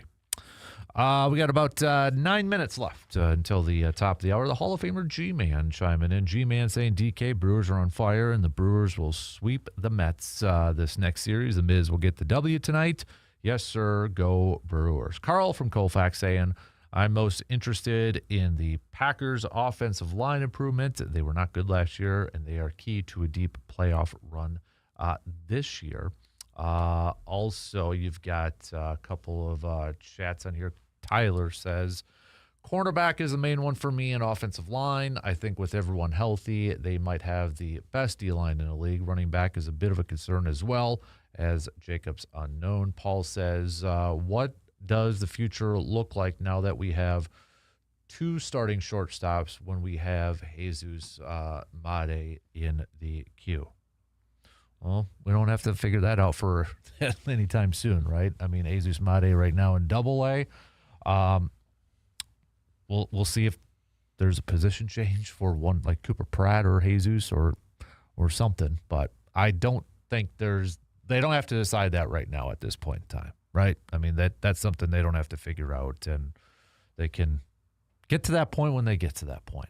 But I don't think they're in any rush to make that decision here. So, I mean, I know they signed Cooper Pratt to that extension, but that doesn't necessarily mean that, you know, they're going to hold on to him either, right? I mean, that could be a potential piece moved or whatnot, but also maybe a position change for one of those guys. Joey Ortiz seems to do pretty well playing either third or short, so we'll see. But we don't have to decide that right now, right? Maybe next year we'll see that, but I don't think there's going to be any rush for those. So, but I think Jesus Mate is an untouchable. Wouldn't you agree? I mean, don't include him on. I don't even care if it's for Scooble. Don't trade Jesus Mate. Second number 1 prospect in 5 years for the Brewers, and the first unanimous number 1. Yeah, he is untouchable. Yep. I think if you do shift one, I mean, again, he's 19. You don't have to rush it. But I think if they do try to shift one, it might be Made, just because Pratt probably has a better glove. You want to keep your best glove at shortstop, but yeah, he is untouchable. And Made, I mean, he clocked over 100 miles an hour on one throw. He could probably play the hot corner if that is an option, because he can get the ball over there too. Yeah. So, but yeah, he definitely has the arm strength if they decide to move that. His arm is rated at a 60 for his scouting grade. So yeah, he has the arm to play third play third. Fielding 55. So yeah, I feel like that'd be perfect. Right. Yeah. And he's a little bit bigger of a guy too. I mean, I know Cooper Pratt's tall and lanky, but I mean, you're talking about a guy who's 6'1" and 220. I mean, that's bigger than what those numbers. You watch him, and you don't think he's that big, but yeah, he's kind of again at age 19. Andy bats switch, which I am excited for. Yes. Yep. Definitely. All right. Brewers wise again tonight. The Jacob Mizorowski will be on the mound, taking on former teammates Freddie Peralta tonight. 6:40 first pitch. Coverage will begin 35 minutes prior on the radio dials of 105.1 FM and 790 AM. Looking at Mizorowski, what's maybe something? Do you have any concern about Mizorowski since he was kind of shut down before the All-Star break? They talked about fatigue. Didn't pitch in the All-Star game, obviously. Any concern about that? Anything you're going to be watching for Mizorowski tonight, or do you think, you know what, rest is just going to do him just fine? I am a little bit concerned. always when, he's facing fatigue and with how hard he throws. But I mean, he's a professional. I think he'll be okay. But I will be watching definitely his velocity and how he looks out there. Mm-hmm. Velocity, maybe control a little bit too, to see how that kind of pans out. I'm hoping that long break kind of rejuvenated and refreshed him. And I think that's going to be a challenge for the Brewers in these final 63 games is how do you make sure that you're not in that situation when you get to the postseason where he is a little fatigued? Do you go with a six-man rotation? Do you space out these starts a little bit more for some of these starters? And how does that all kind of factor in here too? Right now, because with Lance McCullers Jr. in the bullpen, Mizorowski's kind of the veteran of the starting rotation. It's Miz, it's Harrison whenever he does come back, Logan Henderson, Robert Gasser. Actually, Robert Gasser's been there a little bit longer if you go back a couple of years, but Miz is the guy right now. And Brandon Sproat and Shane Drowan. So it's a lot of youngsters. And maybe for a lot of those youngsters too, it's the most they've pitched maybe in a very, very long time. I know that was the talk for Miz last year was, his innings and his pitch counts because it was the most that he was going to have. So I haven't really heard a whole lot about that with pitch count and innings for Miz this year. I mean, this is the first we've kind of heard a little bit with fatigue, but maybe just being a little bit more cautious in this approach with him. But you have to, because knock on wood, if something happens to the Miz where he's like done for the year, season's done. I don't think I'm being over dramatic. It's they might still make the postseason, but I think any shot of a postseason run, unless they trade for Skubal, is probably out the window. So he's incredibly valuable. Anytime he goes out there, I mean, it's almost a guaranteed win at this point. So, and that's what you want from an ace, right? The one when he's out there is all right. 9 times out of 10, you're feeling like you're going to get that W. So, and maybe the path to his Cy Young season will pick back up here tonight too. So, it's so crazy to see he's got 167 strikeouts already this season. We were just talking about Freddie, how his benchmark the last 3 years was 200. Miz might have that in 3 games? Yeah, already eclipsed that. Yeah, I mean, every time he's on the screen, they show Brewers pitchers with 8+ strikeouts or something in a single season or 10+, and he's almost at the top of that. And he's played a year and a half. Yeah, pretty much, basically a full year because he got a late start last year. Isn't it a scary thing too? Is because of his inexperience, he might get better and better.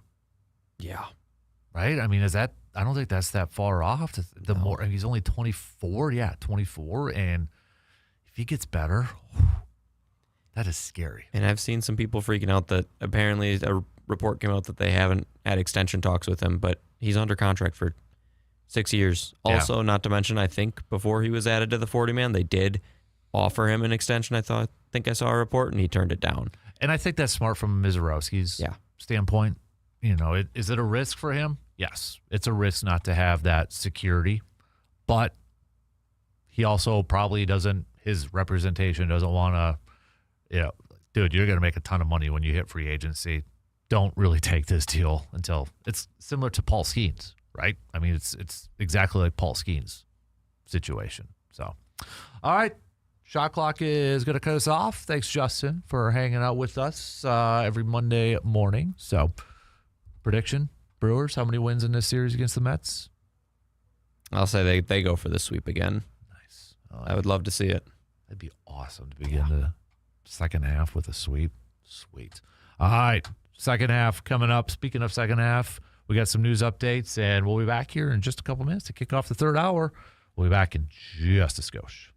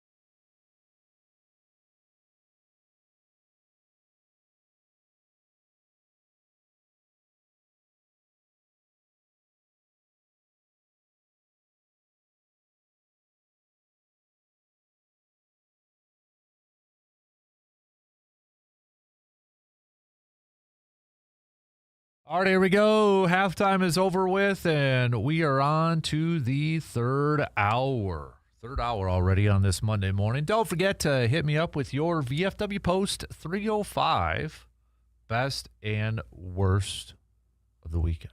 Best and worst of the weekend. Hit us up. All right, hit me up, 715-830-1912. I'll probably throw a couple in for best and worst. Best, I got a couple for best and one worst. Best, Brewers sweeping, and then highlighted by that Contreras walk-off home run. That was sweet. That was sweet. I'm going to go with the Express, too. The Eau Claire Express. Good weekend for them, winning 2 against Rochester. And now in first place, second half first place. By 1.5, they got they got Waterloo now for 4 games. It'll be a long road stretch here for the Express. So they're going to be in Waterloo for the next 3 days. Doubleheader today, off day Thursday, and then Wausau, and then Thunder Bay. They'll be back at Carson Park next Tuesday for 4 days in a row. Man, the regular season's starting to wrap up here too. So after this long stretch of road games, and when they return to Carson Park next Tuesday, they'll just have, it looks like, 2 more road games, and then it's all Carson Park. So hopefully it means they can take that, use that to their advantage, and get this second half championship and advance to the postseason. But the Express are playing some really, really good baseball right now. So that's best. Best. Hudson played on a ball team this weekend, one-day tournament, Stratford. They came away with the championship, so I got to throw that one in there too. Worst, I'm going to go with Brandon Woodruff. Brandon Woodruff addressed his injury on Saturday, the day of his bobblehead day. He is going to undergo surgery again for that same shoulder, that capsule injury. And he said he's not having a funeral. He said, the announcement seemed, quote, the announcement seemed like I was having a funeral or like I was going to announce retirement or something, and that's not it at all. I've just got to have surgery. It's unfortunate for me personally. I've got to go ahead and attack this rehab with a goal in mind of pitching again.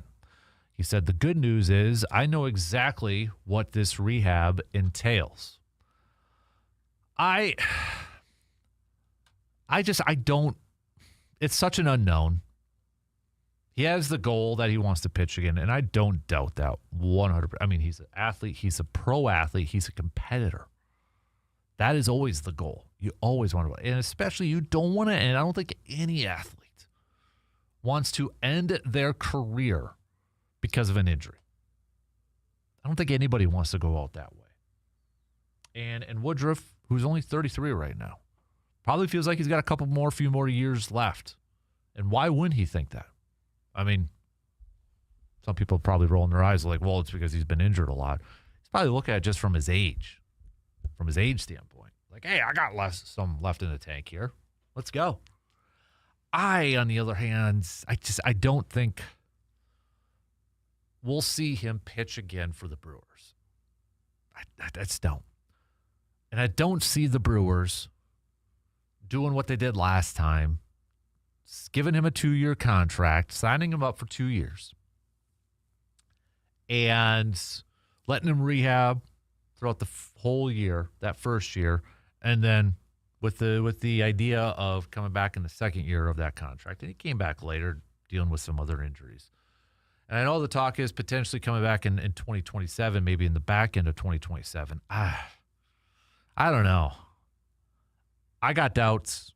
I hope, though, he silences me. I hope he silences the rest of us who doubt him. I hope he goes out there and he's able to come back and he's able to pitch at a high level, whether it's for the Brewers or for another team. You root for that guy. You root for him, unless he's going up against the Brewers and dominating, right? Pat Murphy, though, said, quote, if you watch my reaction out there, I kind of knew it was bad.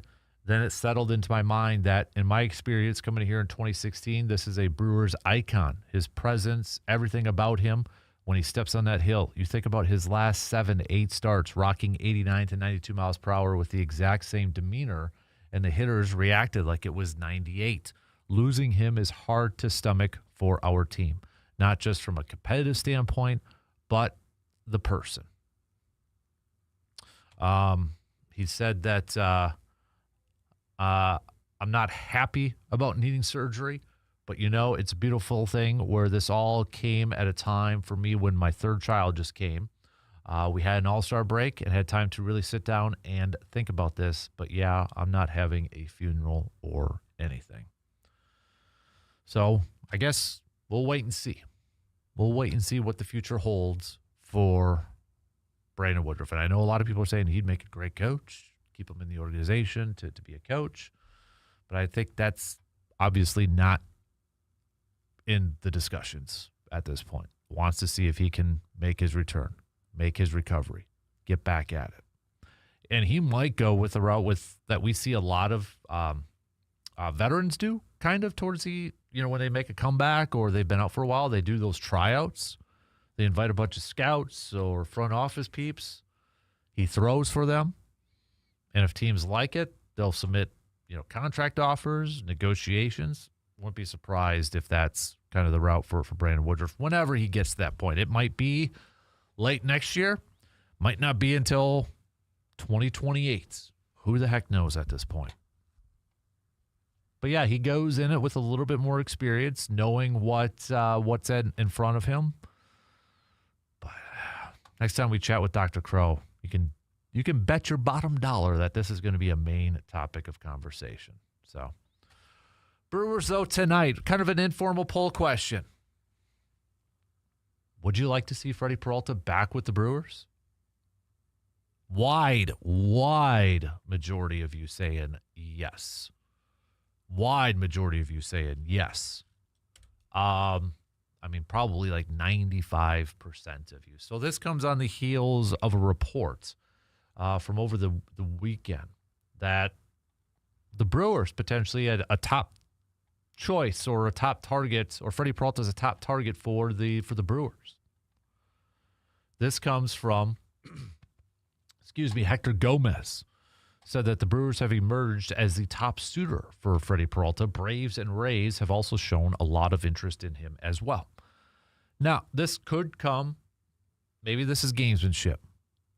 Maybe this is just, we've seen this, we've heard about this before time and time again. You throw a team out there, you mention a team is interested in this person and trading for this person to maybe draw the price up. So maybe it's somebody from the Mets, or maybe this is something that is thrown out there from the Mets saying, hey, Brewers are interested in this guy. Or we're going to say the Brewers are interested in this guy. Can you throw that out there and maybe draw the price up a little bit? Because let's face it, Freddie Peralta is not going to get the same in return what the Mets gave up for him in Brandon Sproat, Jet Williams. Mets are not going to get anything close to that in return. So that's not happening. But if they throw out a team that's potentially interested in him, a contending team, even though if they're not, it may draw the price up just a little bit more. You try to look for these different advantages. You try to look for these different ways to boost up the price. Because Peralta's stock is pretty low right now. And you throw in a team like the Brewers as possibly interested in Freddie Peralta, like going back to the Brewers. I mean, it's the perfect way to try to draw up the price tag on Freddie Peralta. It's the perfect scenario. Oh, man, the team that he had so much success with, we know he's having a down year this year, but you know it. If he goes there, he's probably going to turn this thing around. And if you are the Braves and the Rays and you want some starters, you're like, oh, crap. Okay, let's maybe offer another prospect or something. I don't know. Little gamesmanship. Maybe that's the case. Or maybe the Brewers are legit interested. Would it surprise you if the Brewers were legit interested? I don't think so. You're going to get them cheaper. You're going to get them cheaper in terms of what you would have to give up. You're not going to have to trade nowhere near Like, they're not just going to say, okay, we'll give you back Brandon Sproat and Jet Williams for Freddie Peralta. No. That ain't happening. You're not going to have to give up as much as the Mets did for Freddie. Unless there's a stupid team out there that's willing to do that. Brewers are not going to do that. Contract-wise, I mean, you might be paying him less than $4 million left on his deal. It's prorated for his final year, which was just $8 million this year. You prorate that. So you're talking a couple $1 million? Bring in Freddie. He gives you 4 or 5 innings.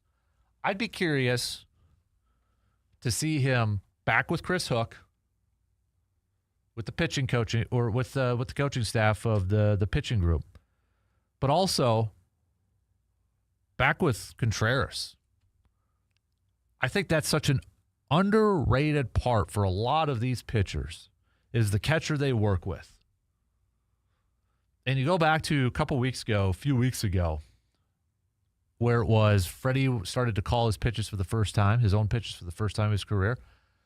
I think if he gets to throw with Contreras again behind the dish, he's going to have the confidence in there. He's going to have the confidence. He's going to be maybe a little bit more relaxed. Pressure's going to be off his shoulders a bit. He's going to come in and maybe be a back-end starter. He's not going to come in saying, I got to be the number 1 guy. That's miss. Harrison's going to be number 2 when he's healthy and back.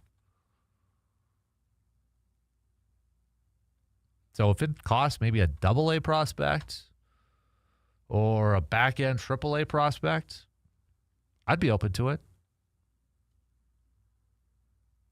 I think it's good insurance. You're familiar with him.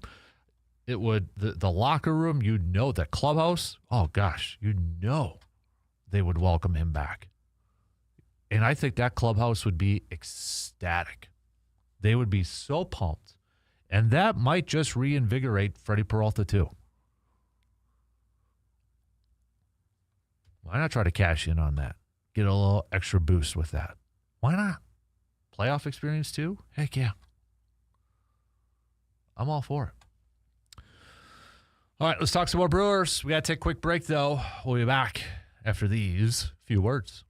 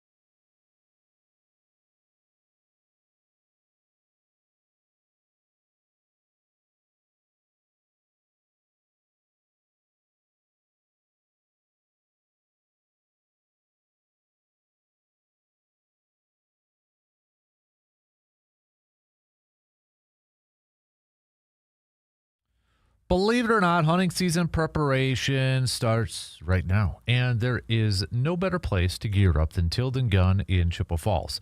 Whether you are looking to upgrade your deer rifle, maybe pick up a new turkey shotgun, or add a dependable shotgun for traps, sporting clays, or target shooting, Tilden Gun has a wide selection of firearms from the brands that you know and trust. Their knowledgeable staff can help you find the perfect fit for your hunting style, experience level, and budget.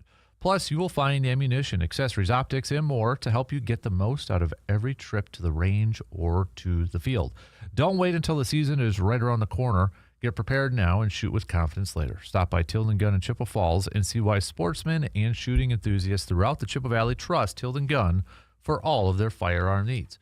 You can check them out online at tildengun.com. They're easy to use website, or stop by their sweet shop located 12427 90th Avenue in Chippewa Falls. All right, let's talk some more Brewers as we get set for tonight's matchup. Game 1 between the Brewers and the Mets. Jacob Misiorowski versus Ferretti Peralta tonight. Misiorowski first start since being, back was it supposed to start the Sunday before the All-Star break. Got scratched due to some arm fatigue. So Brewers electing to keep him fresh. So we haven't seen him since July 7th in a start against the Cardinals where he went 7 innings, 3 hits, 3 earned runs, a couple of homers. Did strike out 11. Before that, got charged with the loss, going 5 innings, giving up just 1 earned run. Was that controversial error call. 10 Ks there too. So I'll be curious to see how Miz looks. All right, they shut him down here for nearly, at least a couple weeks here. 13 days? Yeah. So a couple weeks. Does he look refreshed? Revived? Does he look, or there's there still maybe some glimpses of a little fatigue or not? I don't know if we'll be able to tell that from tonight's game, but, Misiorowski, we talk about key Brewers players in this quote-unquote second half of this season. I mean, Misiorowski is at the top if he isn't already. If he's not number 1, he's right there at the top. This Brewers team will go as far as Jacob Misiorowski takes him every 5-6 days, whenever his spot in that rotation is at. So the Brewers, definitely one of the biggest things they've got to keep in mind as they wrap up this regular season, 63 more games to go.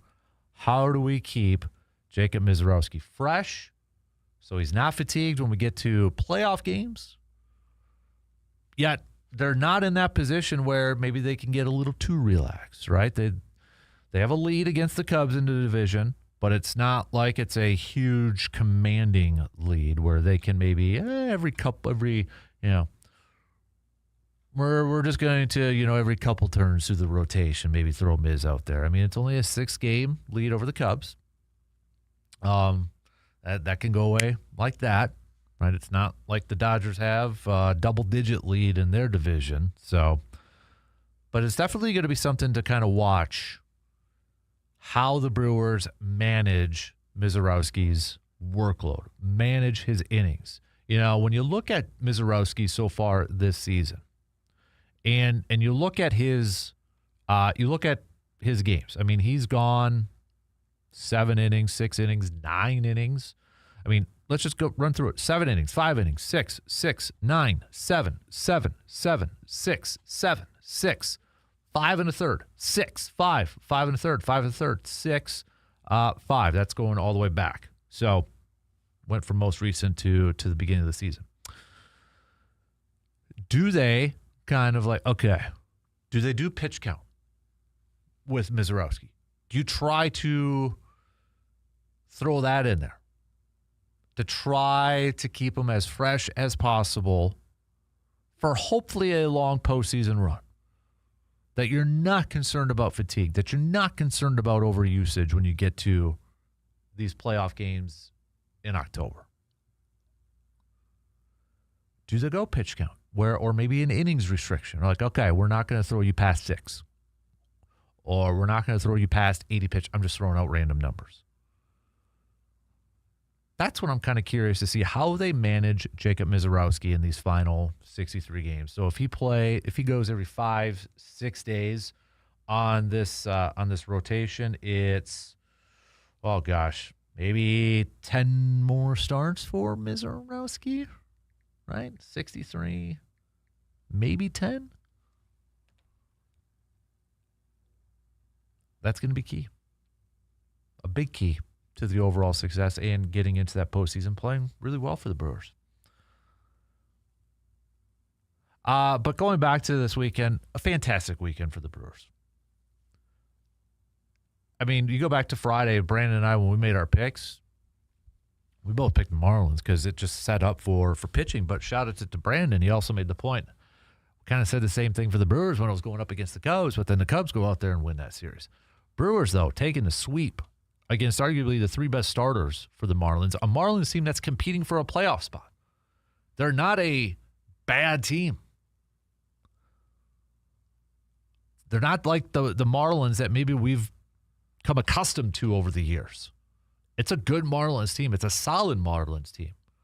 And the fact that the Brewers were able to get the brooms out, and I think a lot of it starts with what they got from their pitchers. You go back to Friday night, Logan Henderson. Saturday with Shane Drone, excuse me. And then yesterday with Robert Gasser. Gasser with a great bounce-back performance. Last time we saw him, it was not good against Pittsburgh. And he bounced back nicely. 5 innings, 3 hits. The solo shot, 5 Ks, no walks. We need more of that version of Robert Gasser going forward. So to see those starting pitchers and even, most of the bullpen too. Shane Drone going 6 innings. That 1 inning, the second inning, giving up those 3 earned runs. Bounces back. Ends up finishing with 9 Ks, 9 strikeouts. Craig Yoho slipped up a little bit on Saturday after picking up his first career win going back to Friday night. But Trevor McGill comes in and shuts it down.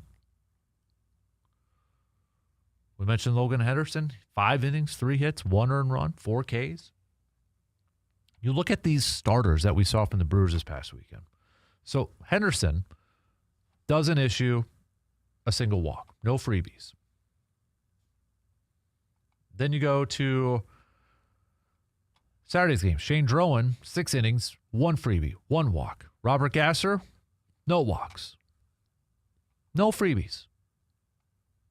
The command, the control from those starters, awesome.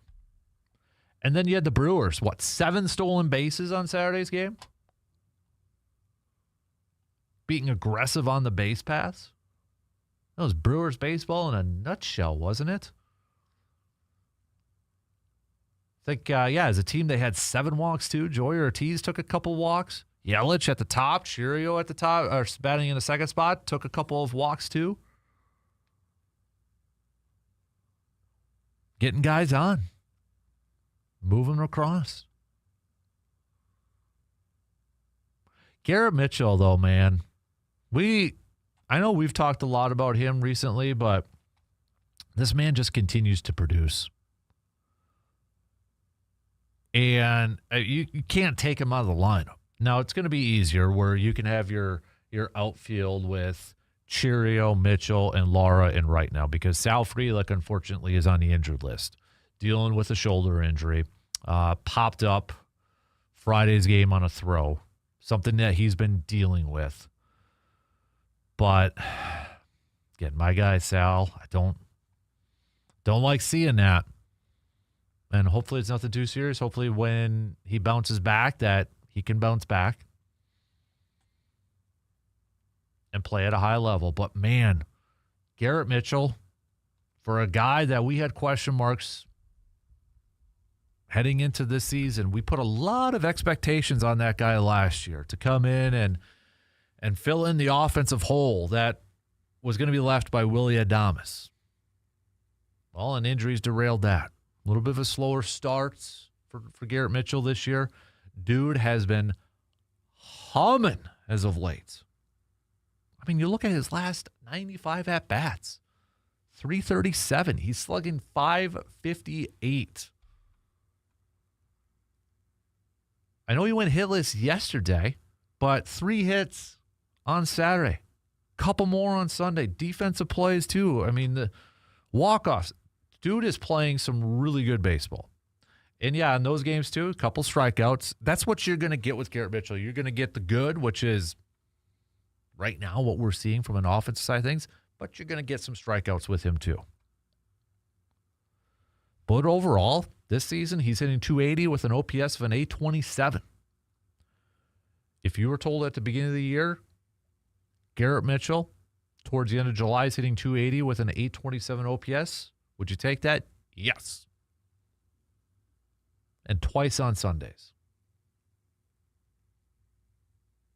And he's played, the most games that he has played in his career, 89 games up to this point. Yeah, you take that. 100% you take that. This is a guy that came in with a lot of fanfare, a lot of, not just from Brewers fans of the Brewers, but remember a couple years ago when, MLB did those top 10 shredder countdowns of the top players at these positions. Garrett Mitchell came in as a top 10 center fielder before he really, that was going into the top 25 season. It was like, oh, okay, he's coming off of 69 games in 2024. Yeah, he had 8 home runs, and there was some optimism. He hit .255, and you're like, already a top 10 center fielder? Now he's playing at an incredibly high level. Can't take him on that lineup. And it's been a nice boost for this offense, too. When you have a little bit of the struggles with Yelly, and I know Chirio went into that All-Star break not hitting the greatest either. So good to see Garrett Mitchell continuing to play at a high level, because he was playing really well heading into that All-Star break, too. All right, we got to take a quick break. Back with plenty more, though, coming up after these few words.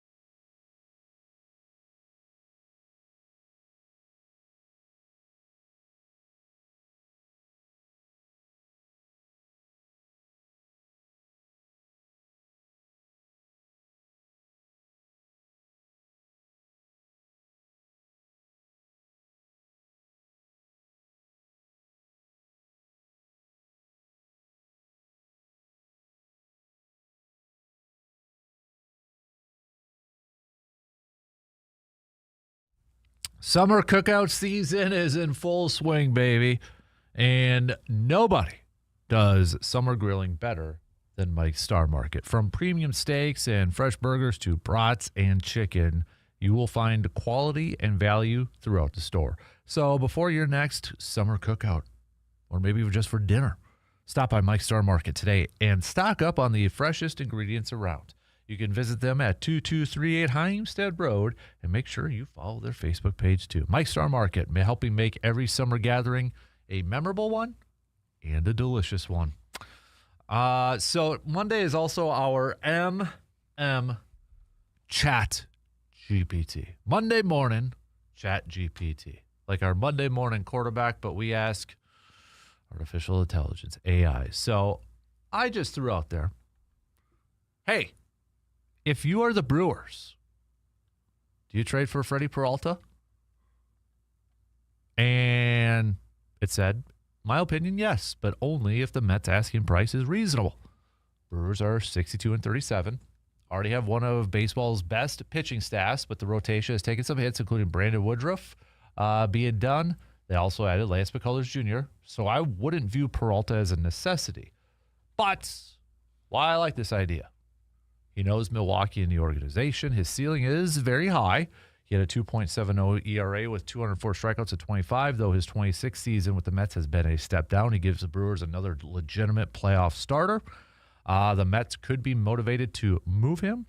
The biggest question, though, is price. Milwaukee already traded Peralta to New York in January for Jet Williams and Brandon Sproat. I would not give up another premium prospect package to bring him back 6 months later. If the Mets want a top prospect, I'd pass. My ideal deal would be something like a good but not elite prospect package with the Mets eating some salary. If that price exists, I say bring Freddie home. If the Mets want to recoup the full value of the pitcher they thought they were acquiring in January, I'd look elsewhere. Bottom line, I'd do it at the right price, but I wouldn't overpay for nostalgia, which I think a lot of, from all of you that have chimed in, not everybody, but I'd say about 95% of you who chimed in would agree with that because, yeah, you're rich, Freddie. So I followed up by saying, okay, what would be the prospect? Who's the prospect on the Brewers that you'd be comfortable in giving up for Freddie Peralta? And our Monday morning Chat GPT said, if we're talking about a realistic buy low offer, my first call would be Brock Wilken. Brewers just traded for Peralta in January, giving up Jet Williams and Brandon Sproat, both top 100 type prospects at the time, so I don't think Milwaukee can reasonably expect to get Freddie back for a fringe prospect. My offer, Brock Wilken plus a lower level prospect. If the Mets demand something like Brock Wilken plus another legitimate top 10 Brewers prospect, I would walk away. Peralta is good enough to help Milwaukee, but he's also a free agent after this season, and the Mets would be trying to recover value from a trade that hasn't worked out as hoped. My dream scenario, Brock Wilken straight up for Freddie Peralta. The Mets might say no, but that's the offer I would start with. All right, then. Brock Wilken. Is there, all you diehard Brewers fans out there, is there a name, a prospect? Let's just have fun with this. Play general manager this morning, okay? Play a little fantasy baseball. What would you offer if you are in favor of Peralta coming back to Milwaukee, which there's some reports out there suggesting? What would you offer? Make it realistic, too. And what would be your max? Because I would imagine it's got to be prospects, so let's look at some of the Brewers' prospects. Just have a little fun with this exercise here. Okay? It's not Jesus. It's not Luis Pena. It's not Cooper Pratt. It's not Luis Lara. It's not going to be Jet Williams. I don't think that'll be Jet Williams. It's not going to be Andrew Fisher. It's not going to be Jefferson Kiro. And the thing is, too, I think you got to factor this in. David Stearns knows a lot of these guys. He probably was involved with acquiring or getting a lot of these guys, right? So Brock Wilken right now is 19th on their list, prospect list. Or do you go Coleman Crow? Anybody? Tyler, I don't know if Tyler Black would be an option. Would they be interested in a little Tyler Black? Give me a name that you'd be, and you got to know the person. Just don't Google the list and say, "Oh, I don't know who this guy is." So just throw him on there. Would you maybe make it simpler too? Would you include a top 30 prospect? You'd probably have to include a top 30 prospect, but not a top 10 prospect. And given where the Brewers, some of their guys, I probably wouldn't even have top 15 prospects. Yeah, I'd be looking at, okay, if Brock Wilkins the guy, you kind of start there, maybe 19th, 20th range for a short-term rental. I'd be curious to see, okay, after this season, what's Freddie going to get, especially with the uncertainty surrounding Major League Baseball's, upcoming CBA, potential work stoppage, and all that fun stuff that we have to look forward to in the offseason for baseball. I think Freddie's losing a lot of money right now. He's losing a ton of money with the production that he's been putting out there this year. It stinks for him, right? It stinks for him. But this looks like another win by Matt Arnold with that trade. Another win. Tip of the cap. All right, we got to take our final break for this hour as we start to wrap up the third hour and get the fourth hour going here. We got Justice Cleveland's going to be joining us, by the way, in the fourth hour. We'll do some local sports roundup brought to you by Carpet City Flooring Center with him. I'm glad Justice is coming in here too, because he had the Open, but had some drama with DeChambeau and the whole weeds and ball movement, all that stuff. I'm sure you're all very familiar with it. So definitely want to hit that up with Justice. But World Cup too, if you spent all World Cup watching these, what were your general thoughts? Did you like it? Did you think it was a good tournament? Game yesterday goes into extra minutes. Spain picks up the W. So what were your thoughts on the World Cup? You can share it with the rest of the class here too. All right, let's take our final break, and we'll be back here in just a few minutes to wrap up the third hour. We'll be back in just a skosh.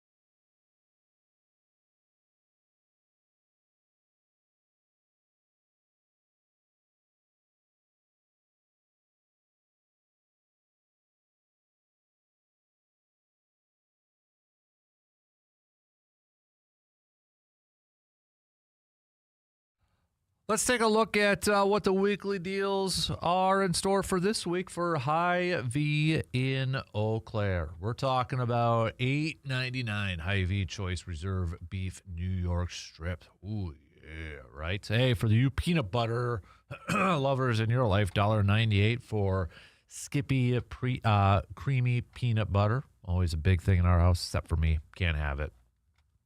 Allergies, man. How about potato chips? You got Funyuns. You've got the Ruffles all on sale this week going on at Hy-Vee here too. So, hey, if you're in the mood for a little Italian, you've got all the Hy-Vee pasta sauces on sale for spaghetti and such, $1.58. So, quick meal, easy meal that way too. So, again, you can always check out Hy-Vee's Facebook page for the latest and greatest sales and deals going on, like today, because you want to keep tabs of like their one-day sales, which today, one day only, for every $40 you spend, you can earn 20 cents off per gallon at the pump. Just today at Hy-Vee in Eau Claire. That's why you need to be following their Facebook page so you don't miss out on it. And keep this on the docket for coming up this Saturday, July 25th from 10 a.m. to 1 p.m. Party in the parking lots. Summer excitement for the whole family to enjoy. Celebrate the season with festive vibes and kid-friendly activities. So that's, again, coming up this Saturday, 10 a.m. to 1 p.m. Hy-Vee parking lot for their kids' club party in the parking lot. All right, we only got a few minutes left until the top of the hour. So we'll get back to some more baseball talk as we get set for this series with the Mets coming up. By the way, happy anniversary. 5 years ago today. Is it just me, or does it feel like this has been longer than 5 years? But 5 years ago today, Bucks captured their championship. Man, only 5. Seems like it 10 years ago at this point in time. I don't know why it seems like it's been longer than 5 years ago, but man, it sure seems like it. And yeah, July, because the whole COVID thing, the season got pushed back but yeah, I still remember watching that game. Giannis dropping 50. Had a little victory scotch that night after the game. I know some of you were in the district, the Deer District. Remember you guys talking about that afterwards, but man, 5 years ago today, when the Bucks captured their championship with Giannis and Middleton and Mike Budenholzer and Drew Holiday and PJ Tucker and Brooke Lopez, Pat Connaughton, all those names no longer with the Bucks. How things quickly changed. They changed so quick in the NBA. Or they just changed that quick, too, in the sports world. But, man, 5 years ago. Dang. So, all right. We'll talk some more. Well, we'll get back to more baseball talk coming up in the next hour. But I saw that post out there. I was like, dang, it's already 5 years ago. Brewers getting set for their series against the Mets. You can continue to send us your thoughts. Would you trade for Peralta? Looking on the Shoe Doctor's bullpen line. Yeah, again, like I said, a wide majority. It's not even close. Like, if this was an election, we'd already be calling it. All right? We'd already be throwing that out there. But it's not even close. But if you got a different take or you want to add more to the yeses and the reasons why, hey, please feel free to send them on over, okay? But would you, if you're the Brewers, seriously consider adding Freddie Peralta back on the team? According to some reports out there, it's a possibility. Maybe it's just straight up Mets are trying to bump up the price on Freddie Peralta by throwing a team like the Brewers into it. I mean, that would make sense, right? Hey, we're going to say the Brewers are interested. So all you other teams who are lowballing us, Brewers are interested. He's really good with the Brewers. So if you don't want that to happen, you don't want to miss out on him, you're going to have to pay a little bit more. It makes complete sense if that is the direction they're going. Not saying it's not true that the Brewers aren't interested, but I also wouldn't be surprised if this is a major thing that's kind of pushing this narrative out there. I mean, it makes complete sense. The Brewers are a good team to throw in there as a rumored candidate for Freddie Peralta. Hey, he'd go back to a franchise that he's comfortable with, that he already knows. He's probably going to put up better numbers. I mean, that's the narrative they'd probably throw out there. We don't know. So maybe that would make teams like the Braves or the Rays or Dodgers or Cubs a little bit more antsy to pull the trigger and to try to get that trade done. Guess we'll see in the next couple of weeks here. Just a couple of weeks away, baby. So, all right, shot clock's going to cut us off. So we got some news updates, and then we'll kick off the final hour on this Monday morning. Getting back to some baseball talk. We got some local sports roundup. Lots of baseball from our local sports roundup perspective, whether it's CRBL or Legion or the hot Eau Claire Express. Justice will help us break it all down. We'll be back in just a couple minutes to kick off this final hour.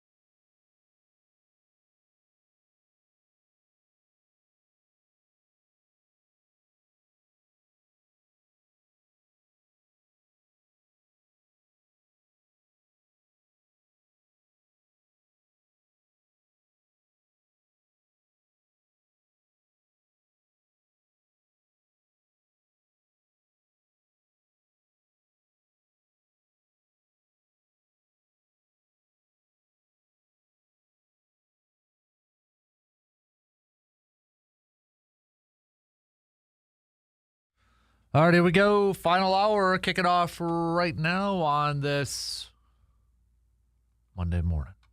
Thanks for hanging out with us and making us a part of your start. Whether you are listening on the radio dials, 105.1 FM, 790 AM, streaming us up online at sportstalk1051.com. Got your app, download it, take it on the go. Video stream also up and rolling on YouTube.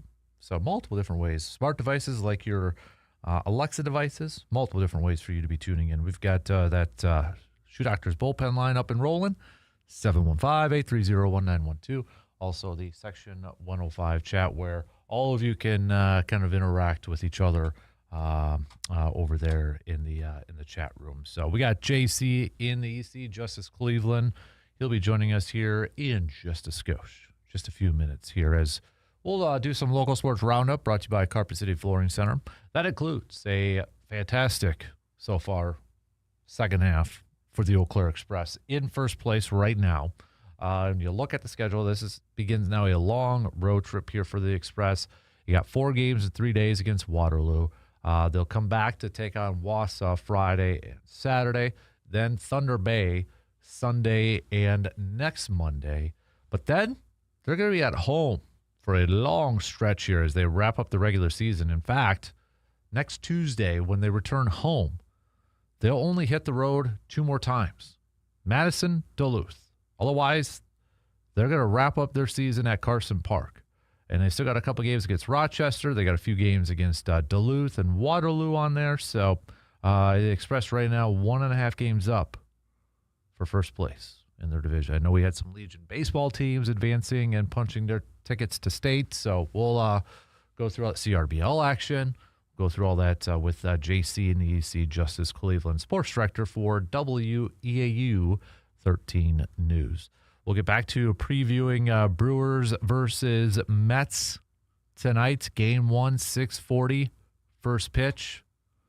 Coverage, though, begins 35 minutes prior on your radio dials, 105.1 FM and 790 AM. Jacob Mizorowski, Freddie Peralta on the mound, mano y mano.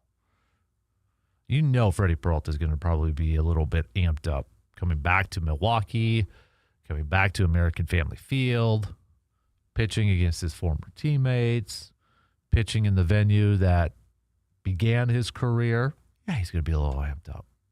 Mizorowski's probably going to be amped up too. He's always amped up, but going up against his former teammate.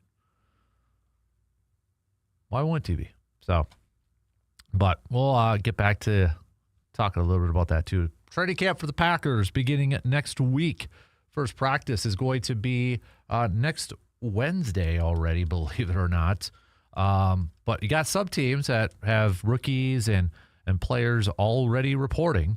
So that, let's take a look at. We've got Cardinals rookies report on the 22nd, along with the veterans. Buffalo rookies report on the 21st. Carolina rookies report on the 21st. Veterans the 22nd.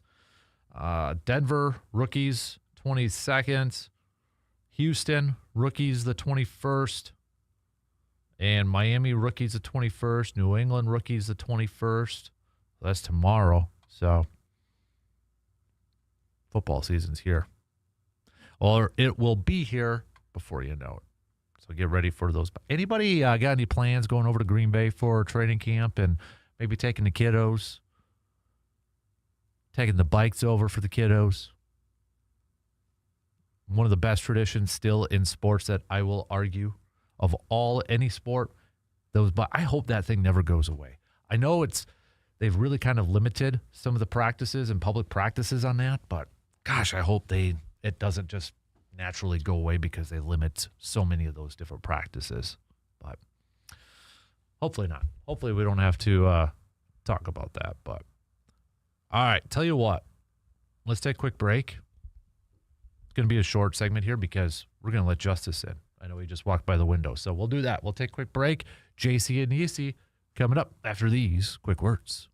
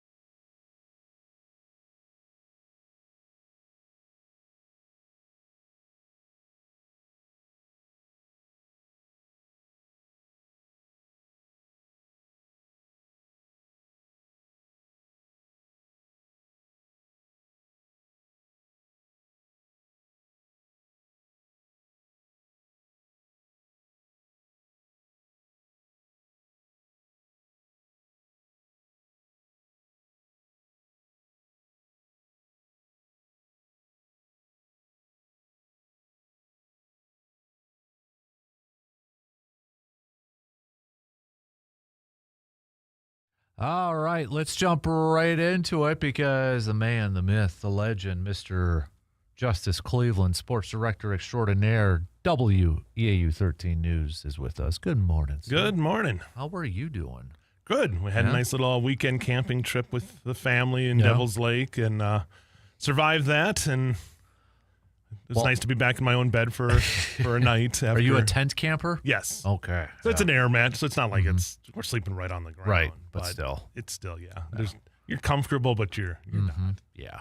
I've come to know that the older I get, too. I used to camp a lot, and I'm like, nothing beats home and your own bed.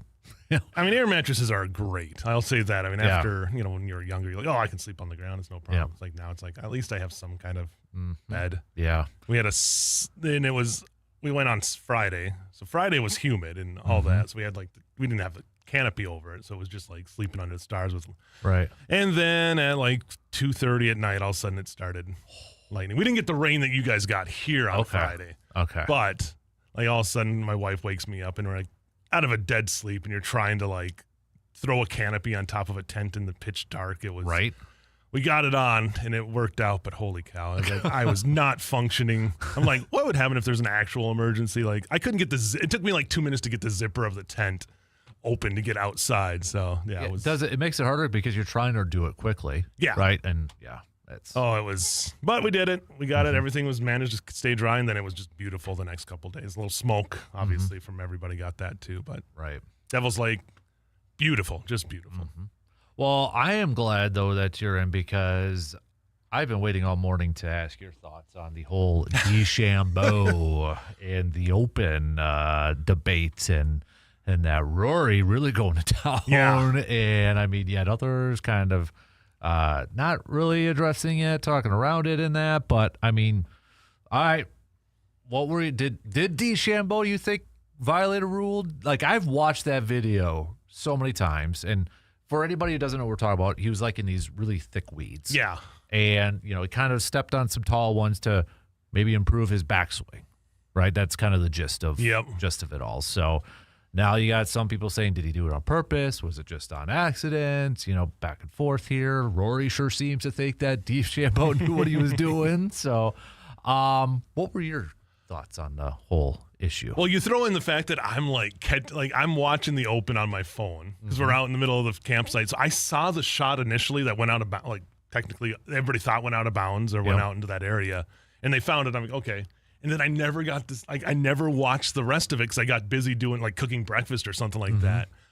So then I caught back up and I got a Pete Knudsen text me. He's like, "Are you watching this Bryson stuff?" And I'm like, I have no idea what's going on. I just thought, he's having a good round just being Bryson. But right. So then I caught up on everything as much as I could. And I don't think he maliciously went with the intent of, I'm going to stand down on this tall grass. And I don't think it was that, but I don't want to take, it's still a penalty. He improved his lie. There's no doubt in your, you can't watch the video and say, okay, this helped him swing that club and be able to escape the way he did out of that hole. So whether it was intent, the intent was there or not, rules were violated. Now you can get into the whole, his was basically because he was on video, but he was also 200 yards away from everybody. Yeah. It's not like Scotty's walking over there and Hanton are walking, I think that's who he was with in that round, if I'm not mistaken, are walking over there and checking on his ball. Right. And they're not going to call it on. It's kind of on to himself, but I know the thing that people come up is Wyndham Clark kind of stamping down behind his ball. I think it was the U.S. Open and stuff like that too. So, yeah, I mean, I think we're going to the tolerance on this is going to really, really be a lot tighter now. Yeah. And sure, okay, right. I think that somebody tweeted something like Tiger getting called for a 2-stroke penalty, I think back in 2013, and he's just like, I did that. It happened. It was a rules violation. I accept the penalty. To have all the antics for up till, people not knowing when they're teeing off before, a big, the moving day at the Open. Right. I think that's just Bryson though. And that's kind of where I think Rory was coming from. Yeah. Some of his quotes were. I mean, he didn't. I mean, in this day and age in sports, you don't usually see a guy just come out firing the way he did. Yeah. Rory said, "I won't pretend to be up here and defend Bryson. I'm not particularly fond of him. I think a lot of it's performative. I think a lot of it is for attention. To hold the tournament hostage like that and to have all of us, volunteers, players, everyone waiting on him to depart, I didn't feel like it was a great look." And that was just a small part of his comments. But I guarantee you there's going to be a video from Bryson. That, people are going to love Bryson, of him discussing this. And that's what he does. He's now a content creator. Yeah. Who is a really good professional golfer.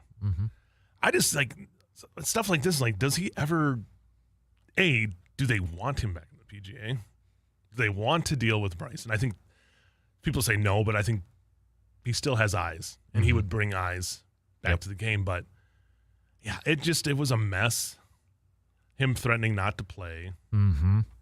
And then reportedly said crooks, called them crooks, the officials. And then there's the potential that he tried to get the president involved. From reportedly. I'm not going to, no one, it hasn't come out of Bryson's mouth, so it's just reported that it just was a big mess. And kind of, in a way, I was happy that I kind of saw it all in the rearview mirror. Yeah. Because by the time I really got the deep dive on it, it was already decided. But I mean, this will be something we'll remember about this. It's Scotty, Scotty getting thrown in jail for that PGA Championship. This is basically, this Open's going to be remembered for this, and then Fox's 18th hole of him just being a stone cold Fox, right, and finishing off the job there. So that you don't want to. That's what I kind of feel like. It's like Ryan Fox is getting overshadowed. Overshadowed by this all. And I think if you're Bryson, you shouldn't try to overshadow the whole tournament. And what it just looks like is you were throwing a giant hissy fit for something that I think there's video proof that you did something wrong, even if you didn't mean to. Yeah. It was done. Yeah, I agree with you. I don't think he purposely did. I've watched that video, and it doesn't look like a person that is purposely trying to do that. But did he break a rule? Right. Broke a rule. Unfortunately, golf is full of those, and it's very particular in a lot of those instances. Could you imagine if somebody, let's say he was really in contention, maybe even won it, but how many times have we seen in golf where a listener or a viewer calls in a penalty and then they later on review it and can you imagine if that was the case for this one? Right, because this was just the R&A. Right. This wasn't the old, it's happened a few times, and I think we've seen it in major championships where somebody says, hey, he grounded his club here. Yep. And so, I mean, this one would have went down if somehow Bryson would have finished 2 strokes back. It would have been the Dustin Johnson at Whistling Straits. Yep. In the grounding his club in the bunker. Yep. It would have been that kind of, but even that level, you still remember that, but it doesn't feel like it was the end all be all. This would have been just a cosmic storm. Granted, social media is completely different now. Right. 10 years later than it was back then, but it was a mess. Thankfully, it didn't end up changing the tournament. As Bryson might say, hey, it ruined my momentum. Right. But he wasn't there at the end. It was Fox getting that, and Cam Young with the early round there. So to get to the Fox part about it here quick, I mean, what a just a I'm going to win this on this hole. It's like he just knew, and how fast he was playing. Just, all right, hit. All right, I'm in the fairway. I'm ready to go. Boom. And even that putt, it doesn't feel like he even looked at it that long before he walked up to it, putted it in, and it was over. So kudos to him. I mean, that's the way you want to do it. Don't give to that playoff and take away the chance of losing it there. He took the win. I know he didn't get the win, but kind of because this is the last major of the year. I know, but Sam Burns this year maybe making more of a name for himself, would you say? Because, I mean, he began the Masters. He finished top 10, finished second in the U.S. Open, was the leader heading into to this one in here, too. I mean, he's a younger golfer, but not kind of some disappointing finishes, just so close. But, I mean, maybe making a little bit more of a household name out of him this year. Right. And, Scotty said, you got to be made for that arena. And I think Burns has shown that he's getting to that. I mean, they're good friends, and he knows Sam Burns better than anybody. Right. He's right there. Now, this could go two ways. I don't remember what year it was, but when Ricky Fowler, I think, had a top 10 in every major. Ricky's never won a major. Yeah. But I feel like Xander Schauffele was in that same vein of almost. You can go back to Phil even that way, too. You don't want to be the best without a major title. Right. Yeah. And I think right now between him and Cam Young, those are probably the two. And Tommy Fleetwood I would throw in there, too, because he's been right there as well. But, yeah, I think for Sam Burns, I think if he's still young enough that, the way he putts, and if he can find the greens, it's going to give him a chance. So hopefully for him, it's the start. And next year, it's where he turns the page and gets one of them. But it's so tough. Yeah. There are 40, 50 guys you can go down the list. Ludwig Oberg, he's going to win one at some point. Yep. It's just like, who do you throw out? Right. To get these guys to win, and then you just got to compete with the guys that are winning all the time. Exactly. Scotty, you say what you want, Scotty didn't win a major. Scotty was top 10 in almost everything he entered. He had one miscut the whole season, and we're not done with the full season, but Scotty's going to win another one again. Oh, yeah. Jack and Tiger both had little spots where they kind of plateaued a little bit, and then they found it. Yep. I think that's where Scotty is, and I don't even know, like when you're plateauing and you're still finishing in the top 10. Right. He's still one of the best. He's like the safest bet if you're going to pick a winner. No, I know, and I do I've been on. You will go on the regular. I was on the Scotty train. I feel like long before a lot of people were, and I won't get. I can't pick against him. Yep. And this was another week where it's like almost there. So. Exactly. All right. Hey, we got to take a quick break, but back with plenty more with Justice after these quick words.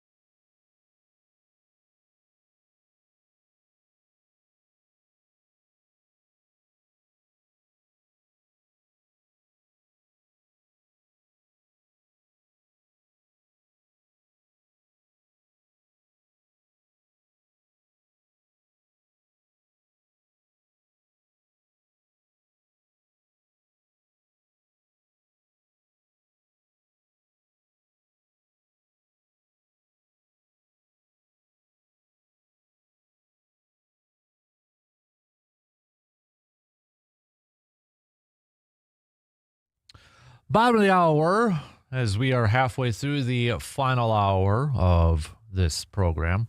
Let's just, let's do a quick local sports roundup brought to you by Carpet City Flooring Center. We're going to begin with the Express because the Express are playing some really good baseball right now. Fantastic weekend for them. Taking down Rochester. The Express are in first place by 1.5 games over Rochester. I believe it's still Rochester. But now they hit the road. 4 games in 3 days against Waterloo. Waterloo is just 3 games back. And the Express are going to be on the road here for quite a bit because you've got Waterloo, where am I at here on the schedule? Yeah, Waterloo, then Wausau, then Thunder Bay. They'll be back at Carson Park next Tuesday, but when they come back to Carson Park for next Tuesday, they're barely leaving because then they only have 2 more road games, and the rest are at Carson Park at home to finish off the season. So, but this is a really fun group to watch, a really fun team to watch, and they are in fuego right now. Right, yeah. I mean, they put up, doing the math, 34 runs in 3 games there. Yeah. In the last 3 games, giving up only 9. Mm-hmm. Yeah, when you win 12-0, 16-7, and 6-2. Yeah. It's not end of the bats. I mean, they set that home run, I think a franchise record for home runs in a game there on Saturday, was it? The 16 game, or was it the... Yeah, because they didn't play until... Yep. Yeah. Sorry, I'm doing my math wrong. But yeah, so for them to do that, and then the pitching staff has been solid. Yes. And I think that's something that, they've struggled with the last few years.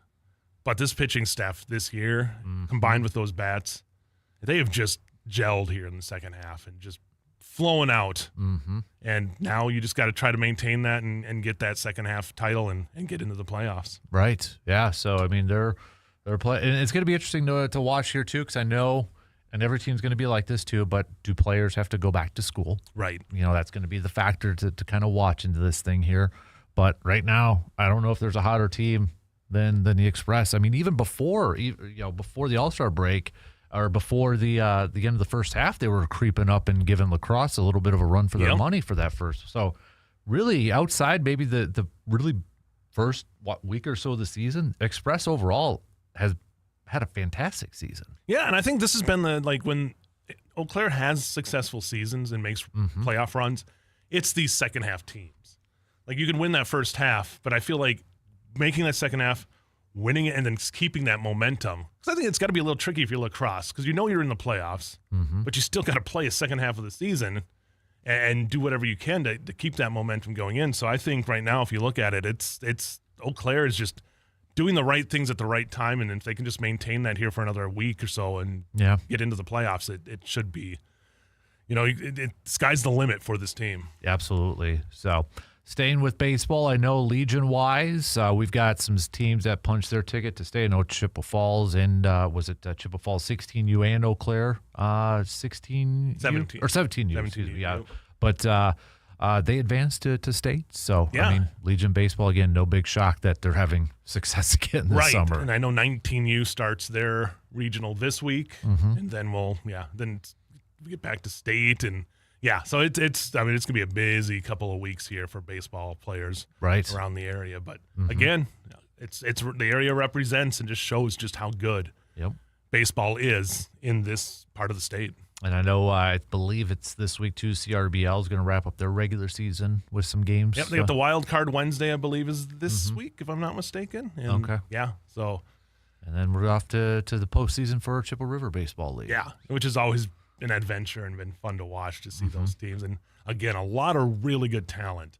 You look Hunter Ginter going from the CRBL last year to an all-star in the Northwoods League this year. These are really good players. And then, there's a lot of the college guys that are in there, but it's a lot of guys who have had great success. So, yeah, check out those CRBL playoffs. I think you'll have a lot of fun. Yep, definitely. So I know we're talking about we're maybe kind of having an eye towards the upcoming high school football season, but shout out too, because I know there was the Wisconsin Football Coaches Association All-Star game this past weekend. A lot of local players were participating in that too. So congrats to a lot of those local players. Yeah, exactly. I think in that small school, and then the 8-man was huge for our area. I mean, we got a lot of those teams around here, and they've had tons of success, obviously, with McDonald winning last year, and then the small school, the Boyceville guys, and just that was a ton of our area too for leading to success too. So, and just a lot of fun for a lot of those guys the last go around there before college, or maybe never. Maybe it's the last game for a lot of them. So it's that's really true. Cool to see them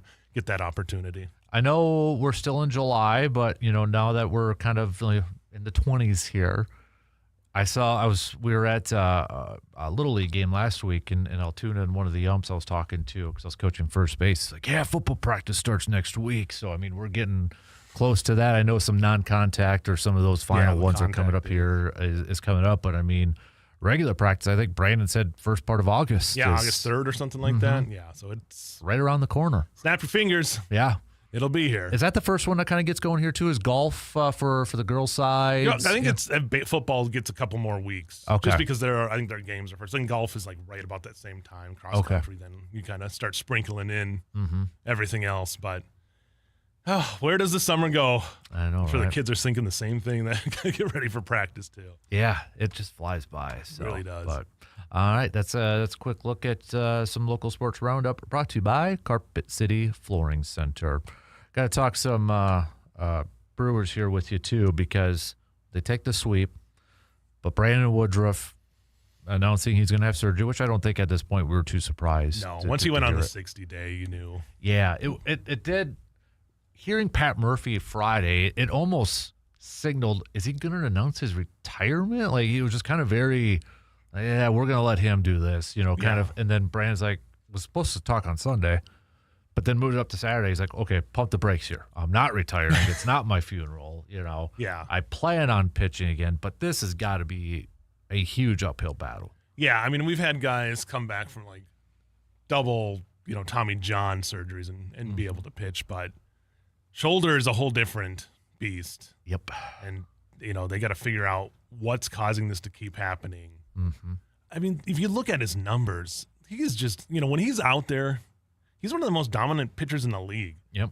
The unfortunate thing, he's just not been able to stay out there long enough for, I think, the league to really, he's been an all-star. Mm-hmm. It's not like, but it's really one of those, like, this man could, Jake Mizrowski obviously is the one that everybody looks at, but Woodruff has just been really good and really solid every time he's out there. And even those first 3 starts he came back off the injured list this year. Yeah. He was lights out. Yep. So if you can get that back, and it's probably 2 years, it's not next year, it's probably if maybe it's the end of next year because it's early enough in the season to have it maybe. Yeah. But still, it's kind of the same timeline he was at a couple of years ago too. Yep. Yeah. 20 months, I think, is what it was. Yeah. And I don't see the Brewers doing another, hey, we're going to sign you to a 2-year, for the first year you're going to rehab and then come back. I can't see them doing that again unless it's dirt cheap. Right. Hey, we'll give you this. We just want you to be part of, and then just hope that you can get back here because you've been so really loyal, and they've been loyal. I think that loyalty is run both ways. Sides. Yep, definitely. So I don't know if they would do that. I can't see it unless it was like I think it was at $10 million per for the first time they did it. Yeah. Especially $20 million this year they're giving him. So yeah, I can't. I don't know if we're going to see him pitch. I don't know, but I don't see it for the Brewers. Right. If he's going to pitch again for the Brewers, which stinks. I don't think any athlete wants to end their tenure or their career with an injury. Yeah. I think the one thing is, if I'm not mistaken, if he stays, even if they don't re-sign him because of the injury, he would rehab still with the Brewers organization because it's happening. Yeah. So I think you have. I could be wrong, but I feel like that's how it works. Okay. So there would be a chance that he's still there, and they can kind of see the progress. It's just going to be. Again 20 months. Maybe it goes a little quicker because they know a little bit more about what needs to be done. Right. But it's a stink situation really for him. Yeah. Because I've loved. He's never said a bad word about the Brewers. Nope. He's always been, that press conference 3 years ago where you thought it was over. Yeah. So it's just, I hope he can get back out there and kind of have a year that he deserves because he really has earned it with the amount of work that he's put to stay. A lot of guys could have probably called it quits after that first one, but he's out there and he has the talent. Yep. So let's hope he can get back. I agree. I got to throw this out there because there is a report, and I think it's kind of fun to maybe chat about. Freddie Peralta is going to be pitching for the against the Brewers tonight with Jacob Mizorowski on the mound. There was a report by Hector Gomez that Brewers are top suitors. Now, I can see this both sides. I can see this saying the Mets throwing that out there as like, hey, you want him? We're going to throw out the Brewers as a team interested, so you got to up your price a little bit. Or do you think that would be a good? I'm intrigued with it. I'll be honest. Here's what I wouldn't give up much. Yeah. Because you're going to have to take on that salary now, which is a lot different than it was, if I'm not mistaken, because the Mets signed him to a. Nope. No, they didn't? Nope. Oh, so never mind. It's prorated, so it'd be a little under $4 million. I apologize. So he's still just on a 1 year. Oh, I thought when they traded it for him, Nope, because he's still a free agent after this year. Well, then that changes my thinking. Thank you for lightening me there. Yeah. Then, I mean, again, I don't want you giving up too much. No, because you're not going to be able to say, hey, we want, like the movie Draft Day, I want my picks back. You're not going to give them back Brandon Sproat and Jet Williams for Freddie Peralta. So. Exactly. And it's not like, unfortunately, Freddie's put up great numbers this year. Mm-hmm. And I think as Brewers fans, we've seen both sides of the coin with Freddie. We've seen lights out Freddie, and we've seen I'm giving up 4 runs in the first 2 innings Freddie. Mm-hmm. And it feels like that's been more of the Freddie that we've seen with the Mets. Yeah. But pending free agency, a chance to be in a familiar place in a pennant race, you never know what that's going to do for a guy. Mm-hmm.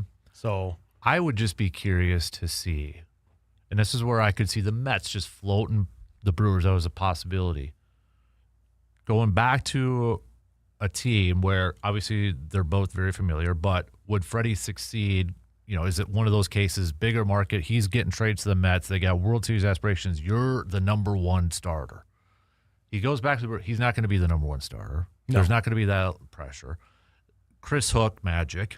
Right, yeah, we've seen it. We've seen it. And then, I go back to a couple weeks ago where there was the piece that Freddie started calling his own pitches, which he's never done before.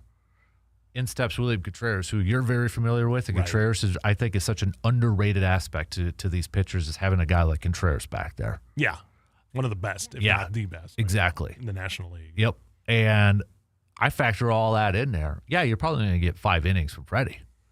But you add him to this rotation, which I think they have to figure out how we keep these guys fresh when it gets to October. Throw them in there. It's a low cost. You probably only have to give up maybe 1 prospect and not a top prospect for $3 million this year. I'm going to counter with this. Would the Dodgers just go grab him so the Brewers... That's where I keep wondering, is this a thing where it's, because remember Andrew Brandt would always say he'd get calls when he was with the Packers and, they'd say, hey, can we just mention that you're interested in this player? And he'd be like, if that's going to drive the price up for our rivals, yeah, sure. Go ahead and use our name. And that's where I just I pump the brakes. Is this legit? Or is this for the Cubs too? To hey. Yeah, exactly. All right, you guys want him. You're lowballing us right now, but hey, now the Brewers are interested. I think if you're the Brewers, the price would have to be right. Mm-hmm. And I just don't know what that would be because I don't know what we're going to, as a Brewers organization, what they're going to get from Freddie. Yeah. It's really been hard to tell. What's his ERA at 4 something? Yeah, it's not good. But again, I don't know what the passion is there. Yeah. That team, and that's been the Mets just the last, think about when they. 4.66, yeah. They had Verlander for a cup of tea Scherzer, that year. Scherzer, they just got these big name guys and then end up trading them halfway through the season because their teams stink. Mm-hmm. There's going to be, if you're like the Red Sox who made a run, Yep. Are you interested in getting somebody like him? So I feel like there's going to be suitors. Is he the top? I don't know if Detroit's going to. It depends, I think, on this next week and a half. Yeah. Who's legitimately the top pitcher? Target, that's going to be available. Skubal, maybe. But I feel like if you're Detroit, why? You're not out of it yet. Yeah, that's exactly. The thing, And from a position player standpoint, there's not really that's the guy. Right. And Skeens is going nowhere. Yeah. And then, like you said, Boston now winning and being back in this thing, that takes away another team. It takes away potentially Sonny Gray, Chapman, or those even guys. If you're the Yankees, mm-hmm. you have a guy who's living in your city.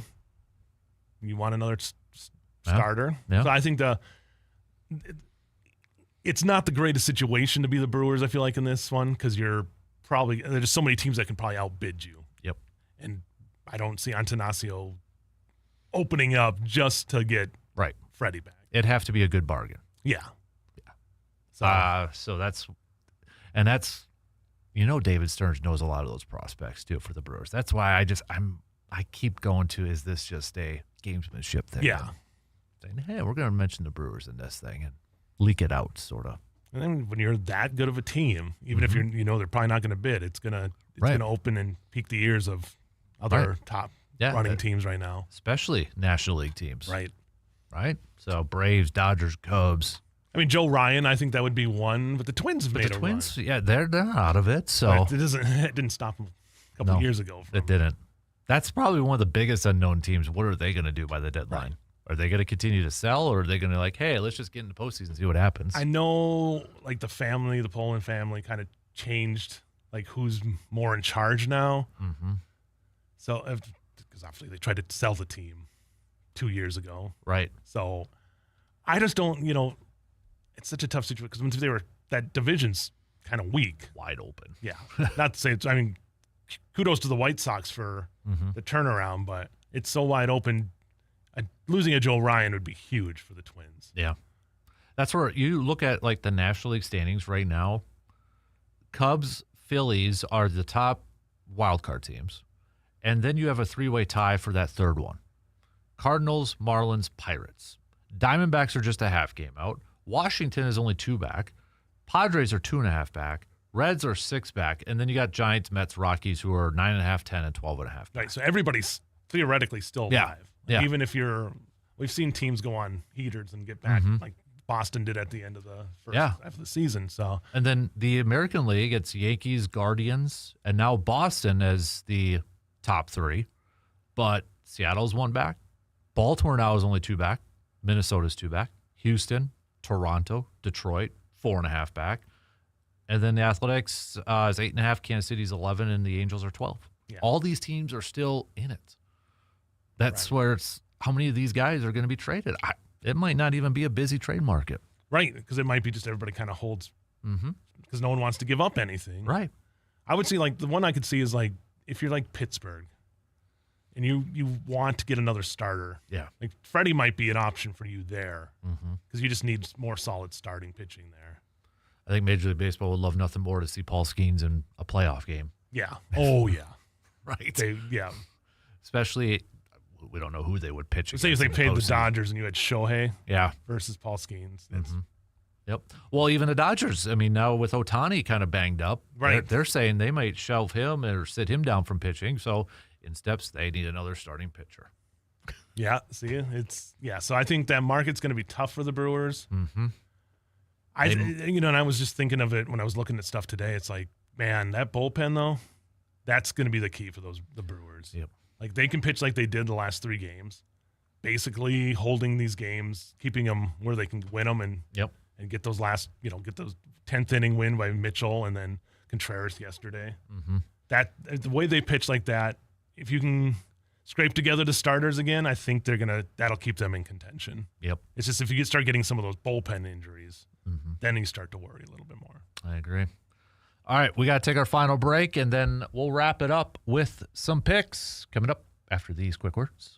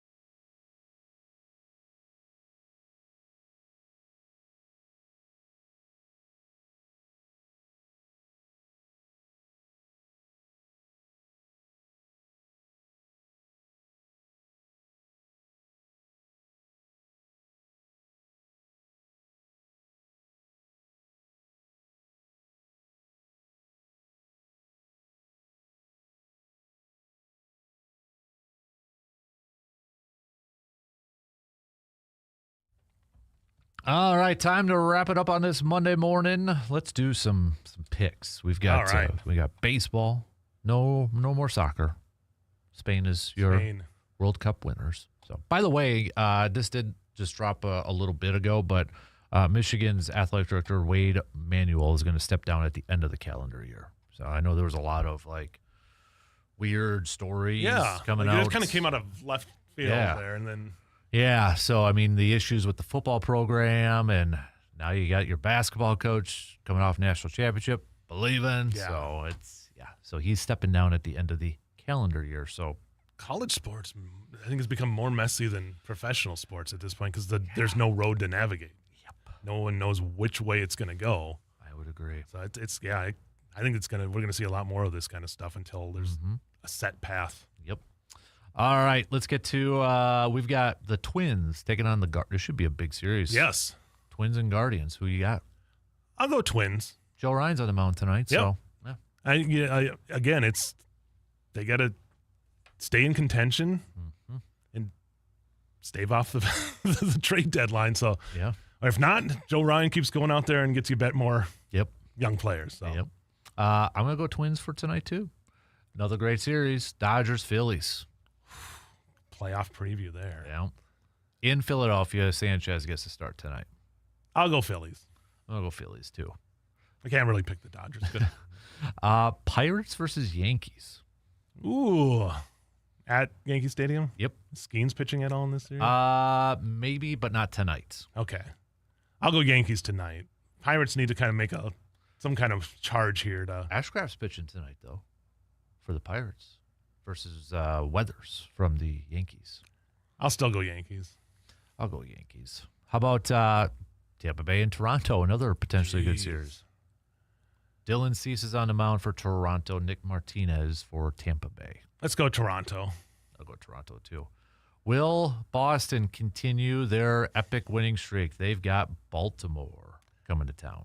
Yes. Yeah. Orioles have underachieved for another. They had that run 4 years ago, and it's just been downhill since then. I'm going to go Boston, too. This one kind of maybe loses a little bit of its luster because of the way the Padres have been playing, but Padres-Braves. I'll go Braves. Same. I'll go Braves. Giants-Royals, two teams really underachieving this year. Yeah. Royals. That's almost a flip a coin with those two teams this year. I'll go Royals, too. How about the White Sox and Rangers? Jacob deGrom, Eric Fetty. Ooh, it's kind of a fun little matchup there. Let's go with these White Sox. Why not? They're playing well. Pat Murphy called it after opening weekend. Said, hey, this is a good young team. And, boy, he might be the – call him Nostradamus. I think if they had Andrew Vaughn, they'd even be – Right, yeah. Tigers and Cubs.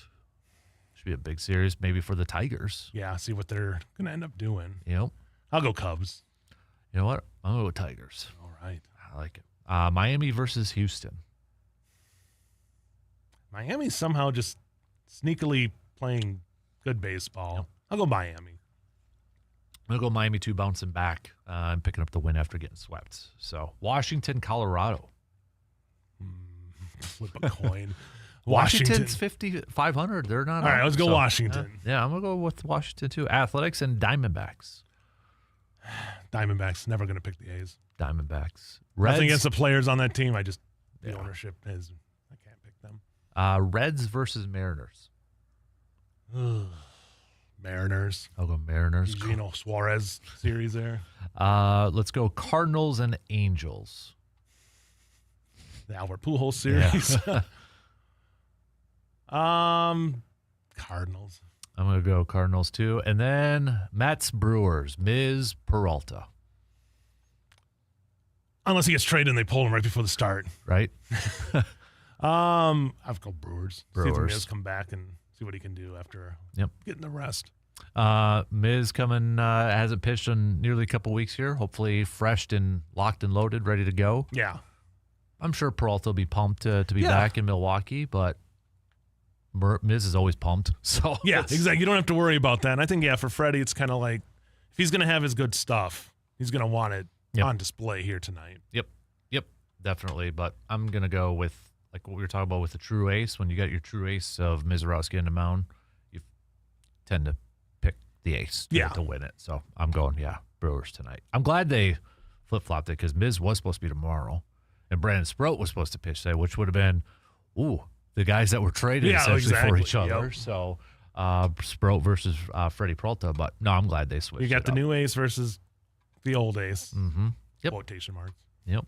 So, all right, that's your picks for this morning. So next Wednesday is going to be training camp starts. So next week or maybe the week after, we'll get more into some Packers chats. I'll be in North Dakota when that all goes on. Lucky you. Kind of avoiding that, right? No. At least we don't have any more dramas run. One of these days, we're going to do a long form. This was Brandon's idea. Just going to get you in here, and you're going to talk about the summer of 08. Oh. And we're going to sit back and listen. And We press should. record. I would all be for it. We'll just do it like a nice podcast there. Just me reminiscing about that summer. It's getting to that point now where it's almost been 20 years, which is frightening in my head. Like it just be 18 years, yeah. Jeez. Well, it's like today's the 5-year anniversary of the Bucks winning the championship. I'm like, it seems like it was so long ago. Yeah. Not 5 years ago. I really think like those post-COVID years, like 21, 22, 23, just kind of were such a blur. Yeah. Like that 3-4 year span to like now we're finally getting like the clock is finally slowed down a little bit. Mm-hmm. But yeah, it's crazy how fast that time goes. And it's like I compared the Giannis thing. Like that was as close I think we've had since Rodgers of the drama of like that Favre summer. But nothing's ever gonna top that one. I hope not. Yeah, good point. I don't like drama. No. I'm just gonna tell you all out there. I don't like drama. Mm-mm. I like sports. I like the sports drama that's playing out on the field, not the behind the scenes stuff. 30 seconds, but do you think if that 08 happened in today's age with the emergence of social media, it would have been a whole lot worse? I think it would have been it would have played out totally differently. Mm-hmm. Because or maybe better because there wouldn't have been as much speculation. Yeah, and I think teams would have known that Favre was available. Yeah. And I think it never gets to that point. Yeah. Where he could have made enough noise, like a lot of the NBA players do now, to get out of Dodge. Yep. So we'll save that for the pod. Yes. Really dive into that. So, all right, buddy. Thanks for stopping by. No problem. Have a good week. All right, that's it for us. We'll be back at it, though, tomorrow morning. Same place, same time, 6 a.m. We'll chat with you all then.